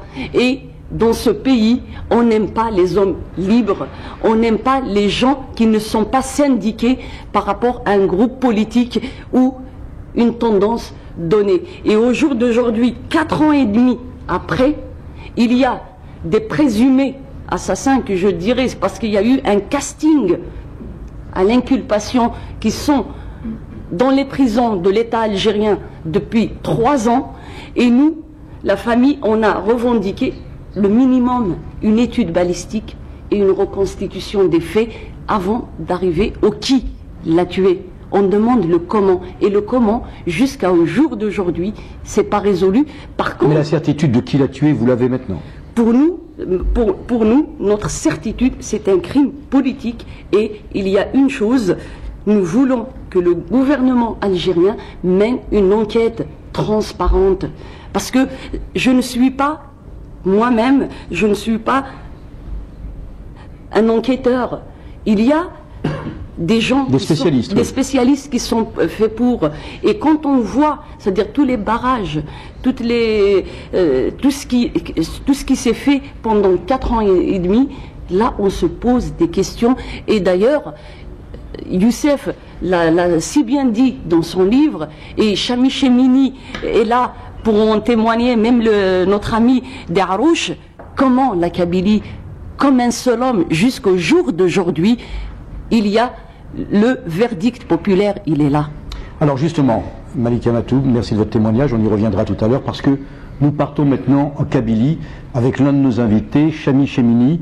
Je vous le disais tout à l'heure, c'est un artiste qui a cofondé le premier groupe algérien de musique kabyle, les Abranis. Pendant l'été 2001, il est retourné dans son pays après 8 ans d'absence, et il est le personnage principal du documentaire de Nadia Dalal, Message kabyle. En voici quelques extraits qui illustrent l'extrême tension qui règne dans cette région d'Algérie. Le pouvoir va-t-il encore frapper? Cet article fait référence au 14 juin 2001.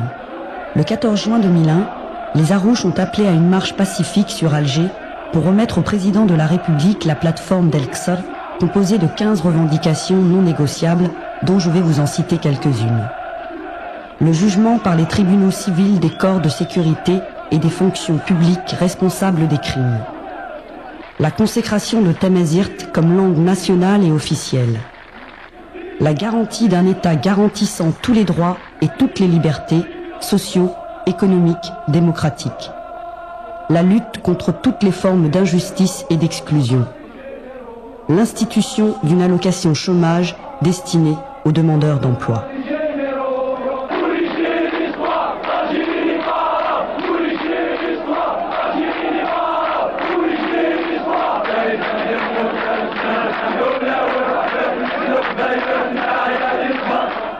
Les organisateurs voulaient une marche historique. Elle le fut.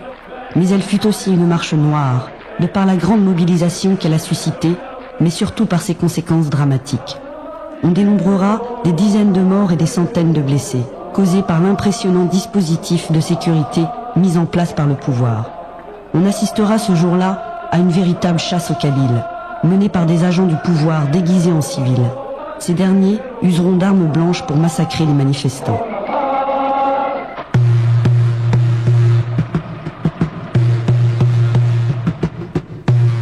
L'inquiétude de cette jeunesse révoltée concerne tous les Algériens qui luttent pour une impartialité justice sociale, le droit à la citoyenneté et que cesse la corruption d'hommes assoiffés de pouvoir. Cette jeunesse souhaite que ce pays reste uni et que cette union s'étende à toute l'Afrique du Nord. La priorité des Kabyles reste cependant la reconnaissance identitaire.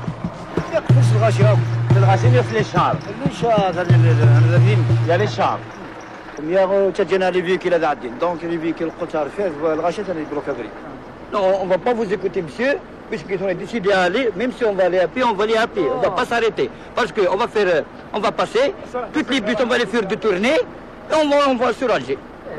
Ah, on ne va pas s'arrêter. On est venu, on va arriver jusqu'à Alger. D'accord? Le combat continue et personne ne peut nous arrêter. J'ai mon fils qui est mort.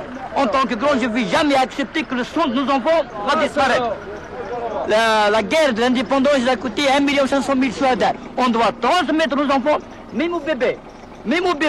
Ils doivent savoir qu'il y a que des gens qui sont morts pour la démocratie. Et la démocratie s'arrache. Nul n'a le droit de l'enlever, c'est une langue maternelle.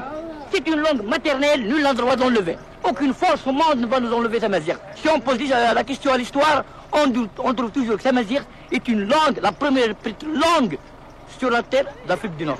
Vive la liberté! Vive la Tamazirt!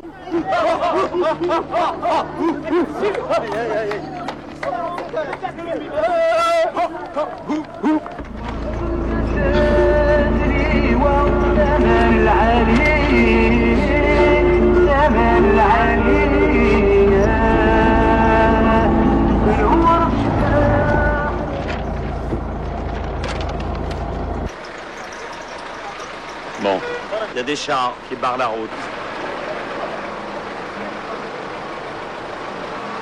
On va passer la journée sur la route. Voilà, ils font demi-tour.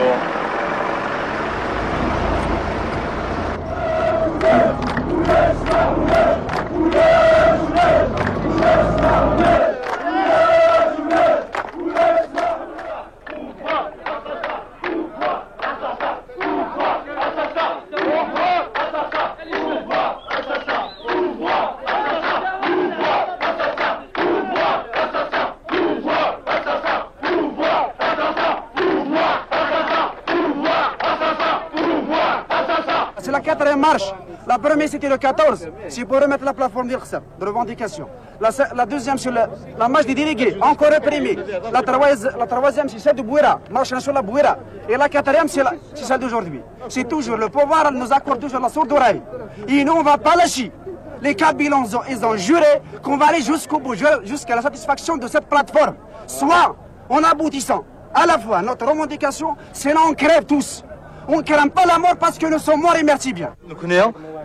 ديون وجدود ورنحمل هذا فمحقرنيت ديون وجدود ورنحمل البطل ديون وجدود يتنغن غفت اليوم ومسلاي ديون وجدود يتنغن في زرفان ومدان ديون وجدود يدي قارنا الان البطل الان محقرنيت نكونين نبغى ندير اكن نلان ذات نصليت ندير ذي مزيغن اكن غادي جا كولا يوبا مسنسا اضويات الاستاذ مرتا ان ويتشي تشان ان يوق صوتا تموت غرويا انا واق صوتا تثلاث تمازيغ غرويا انا تصوتا سي دي سيستيم دي جينيرون On aimerait bien les généraux, ils sortent. On aimerait bien le pouvoir, il changera. Parce que c'est un pouvoir assassin. Qui tue? C'est un pouvoir, c'est des voleurs. C'est des mafias. Qui c'est ce pouvoir? Ce pouvoir existe depuis 1962, que tout le monde connaît. Que tous les Français, tous les Européens, le monde entier. Mais ils font rien. Vous le savez bien, vous-même, vous le savez. Et pourquoi? Et pourquoi ce silence? Si le monde entier nous entend et nous voit, il faut qu'il bouge. Il faut qu'il fasse quelque chose. Aujourd'hui, hier, demain, nous serons là. Alger, s'il faut à Paris, s'il faut à Londres, s'il faut en Amérique, nous serons là. Tout ce que vous voyez ici. Et vous êtes témoins. الصباح صارت ويتذهب بغينا ينخم لامرش باش نتناول حقنا يا نمار بوني لا انا بدي نرمي اي كسر يروح غير انا بدي ناشكا بوني لا بور نازيغ بور ديموكراسي ماجور لا بوفوار ماشي اشكا دي مازيغان نعطي الحكومه يثغان اي كسر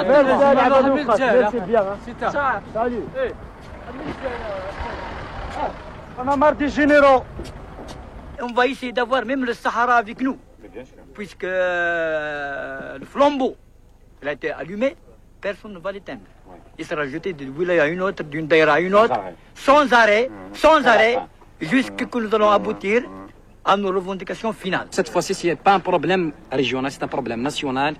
C'est un problème national. On veut exactement faire tomber le pouvoir. Parce que la plateforme de revendication d'Al-Qsor ou de Tizi Ouzou ne se limite pas exactement sur les 63 revendications. Même on peut partir eux de là, jusqu'à faire combattre ce pouvoir. Parce que l'événement a commencé depuis le 20 avril. Bien c'est avant, le 18 avril. Donc ça a duré plus de 3 mois. Donc on va continuer comme ça jusqu'à que nous aurons vraiment une deuxième liberté comme a dit le jeune. وين إلا عندك هذه شهادة قلت زاير إلا يون الوقت 1971 j'étais interpellé parce que هضرت الطبيعي بوتفليقه il a بومدين كي تبغي ذاك يخلق حاجه هنايا بخلاف بومدين اللي صغار. C'est son élève. Et donc qu'est-ce que vous voulez, qu'est-ce qu'on espère de lui? On sait que l'Algérie, c'est les généraux qui la commandent. Ça s'arrête là, quelques généraux, c'est pas tous. Combien? 11? Même pas. Impossible. Il y a 6 généraux. Il y a de la marine. Il y a un seul qui est général-major. C'est le chef d'État. D'accord. C'est tout. C'est l'unique. Le président de la République, Bouteflika, fait le Festival international de la jeunesse. Au lieu de voir ce qui se passe au sein de l'Algérie, nos enfants se font tuer par des balles réelles. Au lieu de revoir les causes de ces perturbations, de ce qui se passe actuellement en Algérie, le président et un clan du pouvoir invite d'autres pays pour voir l'Algérie, pour donner une autre image à l'Algérie. Mais nous, des Algériens, on connaît bien l'Algérie, on connaît la dictature de l'Algérie. Oui, pour une Algérie unie. Monsieur le président de la République, est-ce que واقعين تمازيغ ثاقين للحقنا؟ لا ماشي للحقنا، ما للحقنا. تديني كديريكت. باسكو سيدنا الجيريان انت امنكم من انت. تديني كدير للحق نون هاتا. ماشي للحقنا، تديني ماشي للحق نون. بوان فينا. نحواج تمازيغ اللونغ ناسيونال لي اوفيسيال. وين يسحو السليماني صدارة بونا الجيري فلانا ربي سعودي يروح الى ربي سعودي تعاشدي ذاها سيدي مازيغن سيدي بربر Voilà, ضموا voilà.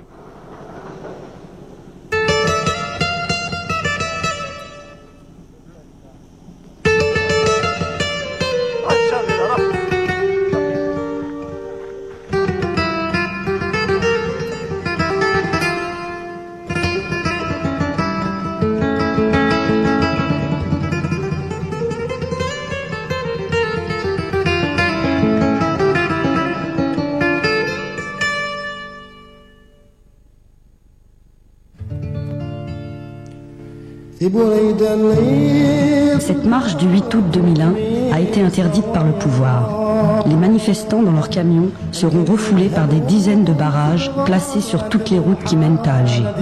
Toute la journée, les heurts ont opposé les jeunes aux forces de l'ordre.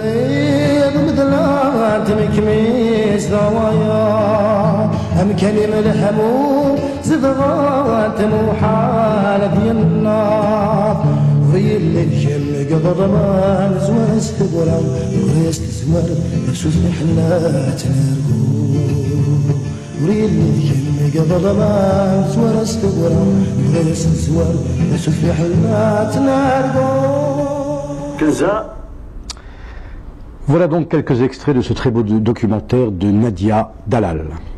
Alors, Monsieur Chemini, en quoi la reconnaissance de l'identité berbère concerne toute l'Algérie, après tout? Elle concerne toute l'Algérie. Je pense qu'il y a très peu d'intellectuels ou de journalistes ou d'écrivains n'ont peut-être avancé cette idée. Moi, en ce qui concerne, ce qui gêne la reconnaissance de l'identité berbère, que ce soit au Maroc, en Tunisie ou en Algérie, c'est qu'elle faciliterait justement le pluralisme. Il faudrait savoir que bien avant les Romains, cette région du monde, elle a toujours pratiqué plusieurs langues. Il y a la langue commerciale, la langue intellectuelle et la langue régionale. Alors la seule culture qui est, à mon sens, disposée à accepter le pluralisme, où l'arabité, la berbérité et tout cette région du bassin méditerranéen puissent vivre en paix. Alors la berbérité, c'est tout à fait l'opposition. Selon vous, c'est source de démocratie et de liberté. Tout à fait. Et pour quelle raison? Pour quelle raison? Parce que c'est gêne, son histoire, son expérience l'a démontré. C'est une fois qu'il y a eu l'homogénéité islamiste ou arabiste, où à un moment donné on a été victime du jacobinisme français aussi, où ce pluralisme a disparu. Mais on a pu remarquer, de savoir que la Berbérie a vécu le judaïsme, le christianisme, je veux dire, elle a vécu toutes les cultures du bassin méditerranéen sans plus ou moins heurts. Donc le pluralisme est rentré dans les esprits des uns et des autres. Alors dans cette Afrique du Nord, il y a trois parties. Il y a la partie montagnarde, il y a la partie paysanne, disons, des plaines, et les côtes. Vous avez, disons, toutes les villes côtières. Et c'est pas le même esprit qui règne. Par exemple, à l'intérieur, c'est plus la culture berbère et qui est plus pratiquée au quotidien. Dans les plaines, c'est plus ou moins le berbère arabisé. Et dans les villes côtières, c'est le berbère arabisé, le français arabisé, qui est devenu une langue, ce qu'on appelle l'arabe de chez nous. Alors, on peut le remarquer, par exemple, justement, vous parliez de langue. Quelle langue vous voulez parler aujourd'hui en Algérie? Et voilà, le drame. Le vrai problème, c'est qu'il va arriver après. C'est que moi, en tant que militant de la culture berbère, bien entendu, ma langue, elle sera reconnue, mais il y a une langue culturelle, langue quotidienne, mais la langue commerciale. La langue commerciale, à mon sens, dans le futur, ce problème se posera, c'est que j'espère que ce sera le français. Parce que sinon, quand on pratique l'arabe ou le français, mais pour aller dans quelle direction au niveau de développement? Monsieur Zireb, et vous ensuite? Excusez-moi, je voudrais signaler que ces quelques images véhiculent un aspect assez réducteur du mouvement citoyen de Kabylie. Hein. Il faudrait savoir... Monsieur Ziane, simplement, c'est un document que nous avons... Oui, j'ai compris, mais je dis pour les gens qui regardent, je veux dire que le mouvement citoyen de Kabylie a élaboré une plateforme politique qui comporte 15 points. Il est vrai que ce document demande l'officialisation et donc de la langue amazigh, mais il y a aussi d'autres revendications. Je pourrais dire en mon nom personnel que la langue tamazigh n'est pas le point central pour une fois de ce mouvement. C'est un mouvement extraordinaire qui, à mon sens, n'a jamais été vécu au Maghreb depuis 3000 ans. C'est la première fois qu'il y a une contestation populaire à large échelle qui se dote d'un texte politique. Ce texte politique dit il faut que le règne des militaires s'arrête. Il faut élaborer, il faut donner une allocation chômage à tous les chômeurs d'Algérie. Je dis bien d'Algérie, pas seulement de Kabylie. Il faut savoir que l'Algérie est un pays riche qui paye très très bien ses ministres, ses consulats, ses militaires et que les chômeurs crèvent la dalle. L'Algérie aujourd'hui peut donner une allocation chômage à ses chômeurs et elle ne le fait pas. Il y a d'autres points donc dans cette plateforme, entre autres. Cette plateforme, attendez monsieur, j'arrive, demande à ce que, écoutez bien, les commanditaires et les assassins de jeunes, qu'ils soient gendarmes, policiers ou DRS, passent en justice. Trouvez-vous logique qu'un assassin ne passe pas en justice depuis que l'homme existe? Dès qu'il y a un assassinat, les hommes et les femmes, bien sûr, essayent de faire justice. Aujourd'hui, il y a en Kabylie, depuis donc ce fameux mois d'avril 2001, 123 jeunes tués. Et on sait qui les a tués. Et les tueurs ne sont pas passés encore en justice. Donc, parler de Tamazirt, uniquement de Tamazirt, ça fait un peu le jeu du pouvoir algérien qui veut faire passer cette révolte kabyle comme une révolte pour la langue tamazirt. Aujourd'hui, tamazirt est langue nationale dans la constitution algérienne. Donc il y a déjà un point acquis grâce à ce mouvement de citoyens. Elle n'est pas officielle, elle le sera certainement un jour. Mais je veux dire que ce n'est pas l'essentiel. On ne peut pas occulter tout un combat générateur de démocratie et de liberté pour tout le Maghreb. D'accord. Voilà. Gilène Boub. Tout d'abord, avant de commencer, nous nous inclinons devant la mémoire des 123 victimes tuées par des balles assassines des gendarmes et des services de sécurité qui ont tué les jeunes à plus de 100 mètres des brigades de gendarmerie avec des balles achetées avec l'argent du peuple. C'est très important. Et aussi un vibrant hommage et une salutation à tous les prisonniers et les délégués des mouvements citoyens des Arches qui sont emprisonnés actuellement dans les prisons de Kabylie et qui sont massacrés tous les jours, frappés, tabassés. Aux parents des victimes et les mères qui ont été martyrisées, et aux 5000 blessés et handicapés à vie, dont certains sont soignés ici en France. Nous remercions aussi quelques hôpitaux français, quelques mairies françaises qui nous ont aidés à soigner ces gens-là et des associations aussi qui sont ici en France, qui nous ont aidés à les soigner et qui continuent à le faire et nous espérons qu'ils vont continuer à le faire. Nous remercions aussi RSF qui nous a invités aujourd'hui en tant que membre du mouvement citoyen de Kabylie, parce que c'est la première fois qu'on nous invite, parce que ces derniers temps, depuis la création, ils nous ont oubliés. Ils ont parlé les premiers temps, mais ils nous ont oubliés. Ils ont braqué leurs yeux ailleurs, etc. Mais je ramène un message de là-bas, justement, où ils disent à toute la communauté internationale, européenne et française surtout, d'essayer de braquer un petit peu leurs yeux vers nous, d'essayer de nous aider à sortir de cette impasse. Pour revenir au reportage, les jeunes, vous avez vu la hargne avec laquelle ils parlent, la sincérité avec laquelle ils parlent, leur démarche. Nous avons rédigé une plateforme d'Elxer, elle s'appelle la plateforme d'Elxer par rapport à la région dans laquelle on l'a rédigée, avec mes camarades délégués, qui sont délégués par des citoyens légitimement. Mais comme vous savez, dans tous les mouvements citoyens populaires, il y a toujours des infiltrations. Mais nous, notre but, nous avons une plateforme. Et nous avons des principes directeurs et un code d'honneur qui nous interdit d'accepter aucun poste de responsabilité de la part du pouvoir tant que la plateforme d'Elxer n'est pas satisfaite. Elle est rédigée en 15 points. Et vous allez voir que le Tamazirt n'est pas inscrite en premier, elle est inscrite au 8e point. Donc vous rejoignez M. Zirem, hein? Oui, elle est inscrite au 8e point. Rapidement, M. Lemou. Excusez-moi, au 8e point pour dire que ce n'est pas uniquement Tamazirt. Bien sûr. Il y a 15 points. J'ai bien compris. Elle est là.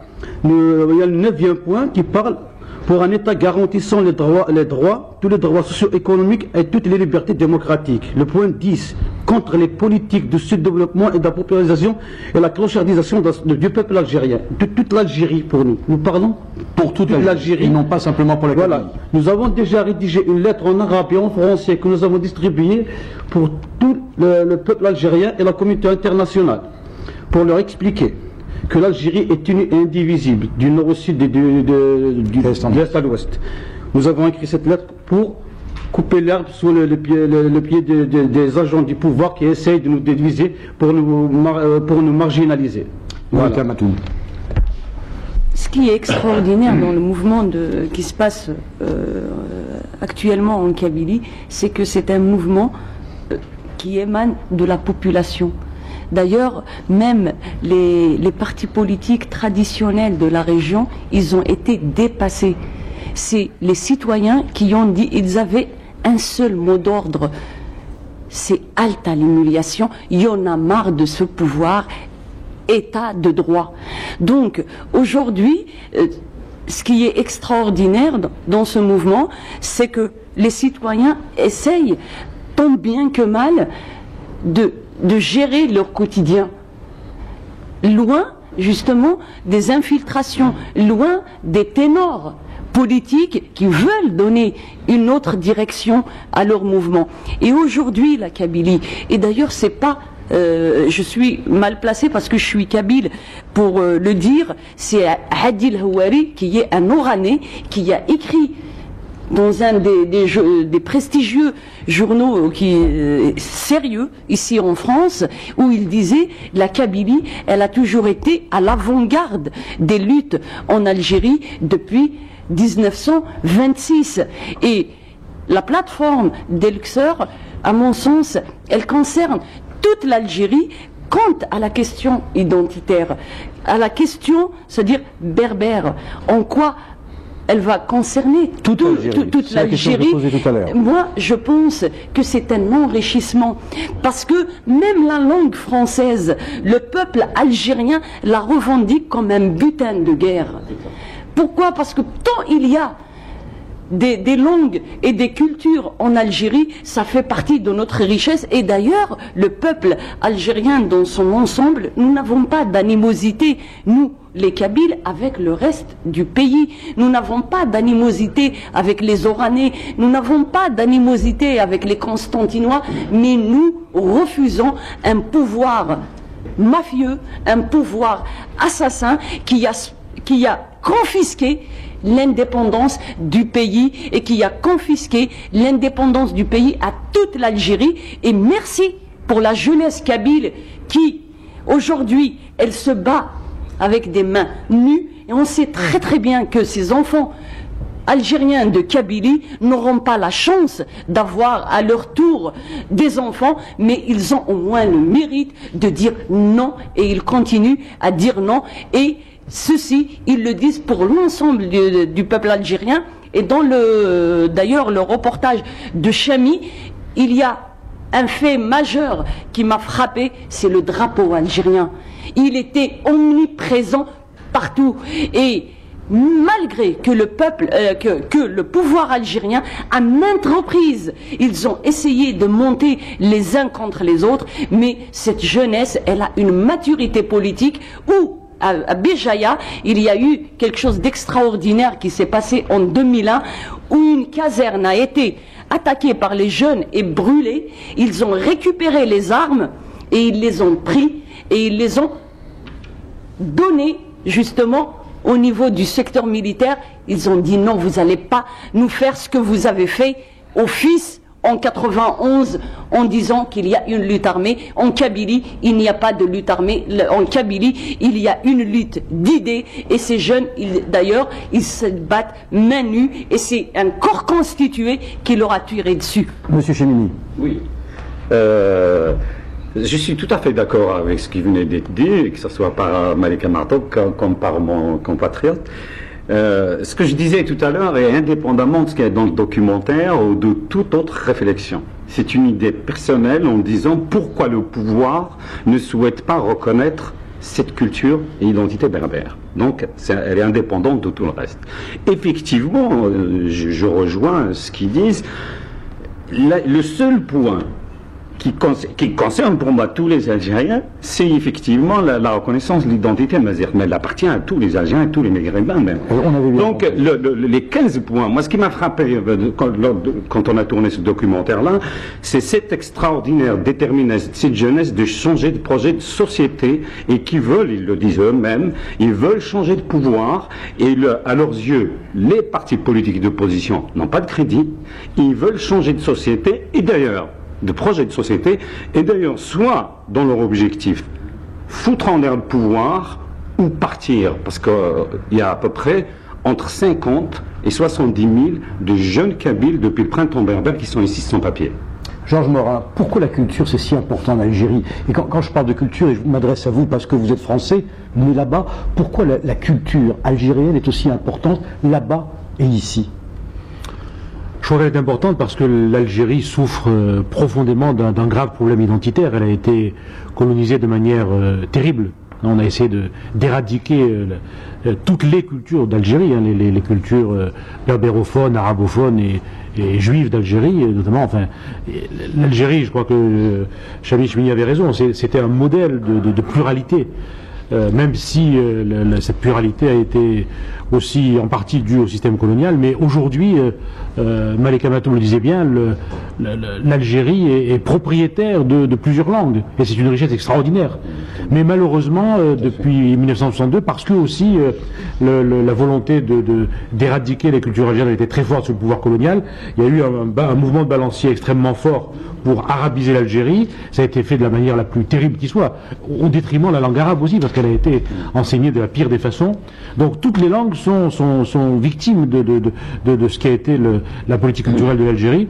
Et on voit, moi je reviens d'Algérie, j'y étais encore il y a une vingtaine de jours dans ma ville natale. Vous m'avez parlé tout à l'heure de la jeunesse algérienne. Oui, absolument. J'étais dans ma ville natale à Constantine. C'est incroyable cette soif de culture des jeunes, mais de culture au sens le plus large du terme. Ils ont envie d'ouverture, ils ont soif de toutes les cultures de la Méditerranée, ils ont soif de leur propre culture d'abord, bien entendu, qu'elles soient encore une fois arabes ou berbères et qu'elles soient européennes, parce qu'ils sont aussi des Méditerranéens, et ils ont soif aussi de retrouver leur histoire. Parce que là aussi, quand on parle de l'histoire, on parlait tout à l'heure de l'histoire du mouvement national, elle a été complètement occultée en Algérie. Les gens ne savent plus d'où ils viennent. Et je crois que beaucoup des mots de l'Algérie viennent de cela, parce que un peuple qui ne sait pas quelles sont ses racines, aussi bien linguistiques, culturelles qu'historiques, il est perdu.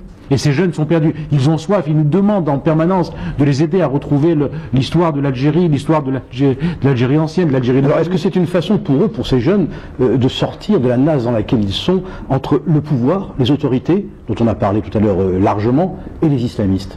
Est-ce que c'est une façon de s'échapper? Je crois parce que la culture a été la première victime. Moi, je vous racontais tout à l'heure, lorsque j'ai des amis d'enfance qui étaient dans les sphères du pouvoir, dans les années glorieuses de l'Algérie, disons dans les années 65-86, hein, les 20 glorieuses de l'Algérie, où l'Algérie était debout, l'Algérie était riche, l'Algérie avançait, et j'avais été terrifié par la façon dont ces jeunes, qui avaient 30 ans, 35 ans, voyaient l'avenir de l'Algérie en disant, mais de toute façon, ne t'inquiète pas, nous gardons, ce qui est essentiel, nous les modernes, nous gardons la politique, l'économie, nous allons faire avancer ce pays, le reste, la culture, l'éducation, c'est pas grave, on peut le laisser aux fondamentalistes. Et c'est là d'où vient tout le cœur du drame, parce que même quand cette Algérie de Boumedienne était debout, fière d'elle-même, déjà le verre était dans le fruit, parce que le pouvoir a beaucoup joué avec cela. Tout à fait. Et je crois que c'est aussi donc la culture, c'est fondamental en Algérie. Alors culture, politique, évidemment. Georges Morin, au moment où nous parlons, Jacques Chirac, le président de la République française, est en Algérie. En quoi, selon vous, ce voyage est important? Il est fondamental parce que c'est le 3e président de la République qui sera en Algérie. Giscard, ça avait été un échec, on le sait, malgré là aussi la façon dont l'Algérie l'avait attendu. Mitterrand, c'était trop tôt. Mitterrand, c'était trop. Ça s'est bien passé, mais c'était peut-être sûrement trop tôt. Et aujourd'hui, Chirac, alors évidemment, cette visite est servie à la fois par cet immense désir de l'Algérie de s'ouvrir à l'extérieur. Moi, je disais, il y a 2 ans, quand on retrouvait nos amis algériens, nous avons eu le sentiment pendant des ans d'avoir été en prison. nous ne pouvions plus sortir à cause des visas, vous ne pouvez plus rentrer parce que c'était la sécurité. C'est un peuple entier qui a vécu en prison. Aujourd'hui, cette Algérie s'ouvre, et pas parce que les islamistes ont voulu, parce que le pouvoir a voulu, elle s'ouvre parce que toute la société algérienne se bat pour qu'elle s'ouvre bien. Et le président de la République française vient dans ce pays au moment où il a tellement soif de contact avec l'extérieur, et en plus au moment où, disons-le tout net, il a sur le plan international des positions qui sont très courageuses, qui sont d'ailleurs approuvées, on l'a vu ce matin dans le Figaro, Lionel Jospin applaudit à la politique de Jacques Chirac. C'est très réconfortant pour la France parce que c'est la France entière qui va être reçue à travers Jacques Chirac en Algérie. Nous a-t-on dit, Jacques Chirac parlera aussi des droits de l'homme? Bien sûr. Je crois que c'est Mitterrand en avait parlé, Chirac va en parler, parce que nos amis l'ont dit avec force. La soif des Algériens, quand on entend toutes les expressions qui sont manifestées sur ce plateau aujourd'hui, je crois que ce qu'il faut en retenir, c'est ce souhait fondamental de vivre dans un état de droit, où chacun puisse s'exprimer. Ça ne veut pas dire que tout le monde sera d'accord, et qu'il y aura aussi beaucoup de conflits, mais au moins il y aura des règles que tout le monde respectera. Je crois que tout peuple peut y aspirer. Virginie Lecussol.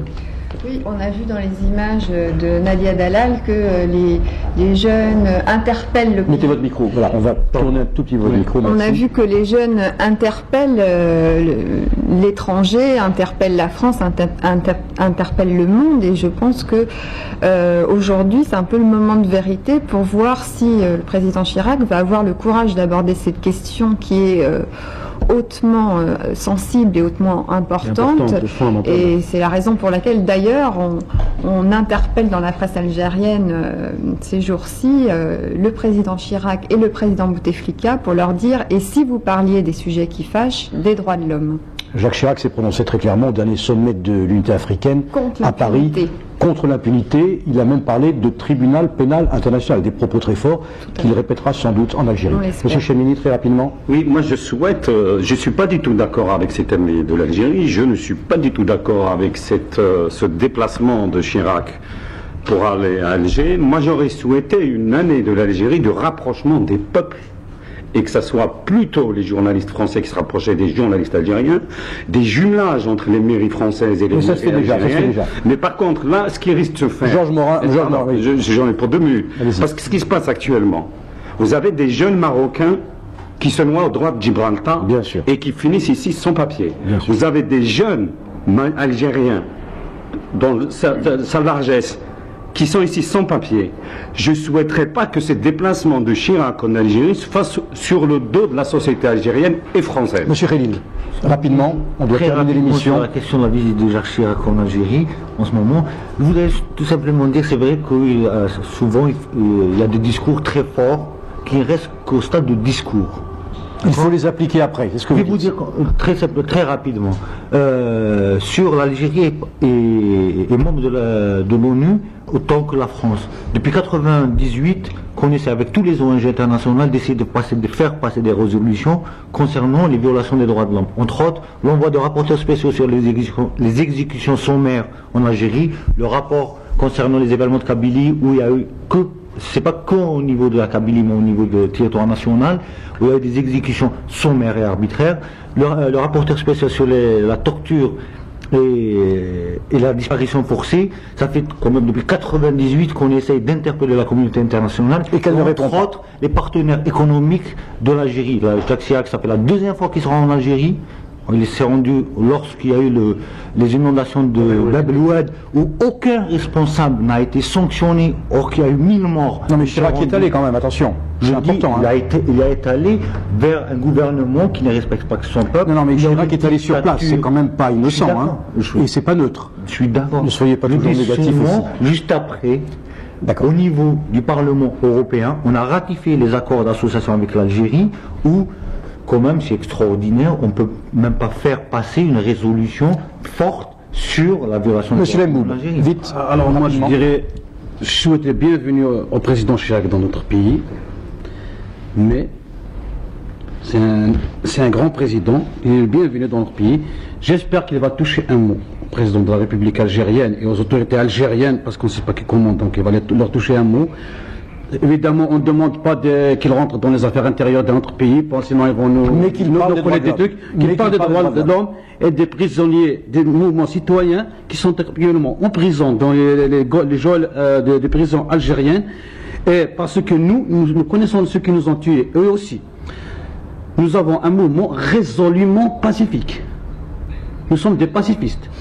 Donc qu'ils nous fassent quelque chose pour nous aider à les libérer parce qu'ils souffrent.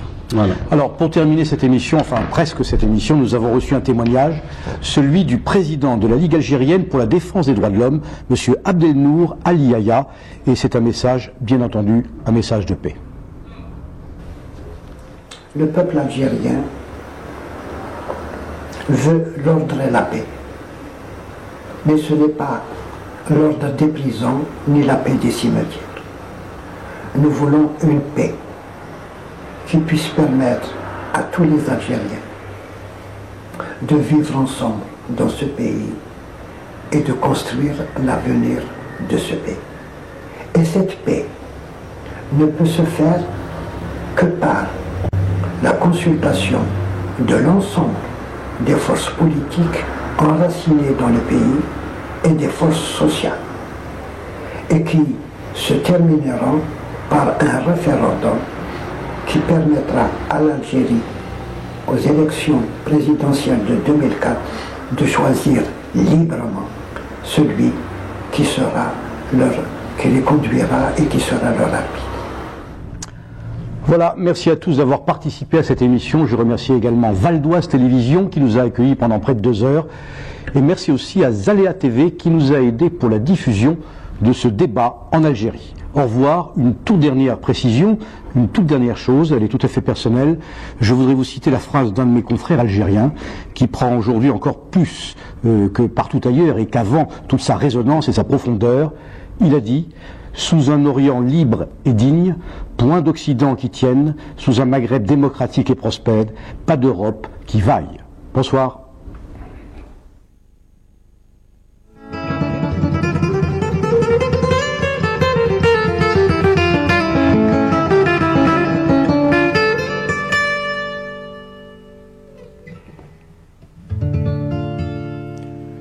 بريد الليض مدلات مكميز ضوايا هم كلمة الهموم زغات محالة ديالنا بريد الليض مدلات مكميز ضوايا هم كلمة الهموم زغات محالة ديالنا ريل الجم قضمان زوار استقرا يقريس تزوار نفسوس محلات نرقو ريل الجم قضمان زوار استقرا يقريس تزوار نفسوس محلات نرقو لخيوط نشوط خربان مدياغلي وسطان يفققنا غالين درمان وثار ثمانا لخيوط نشوط خربان مدياغلي وسطا يفققنا غالين درمان وثار ثمانا كرين الهنا يتم تواضو متروبي تضصى من صميت دنيا بسلام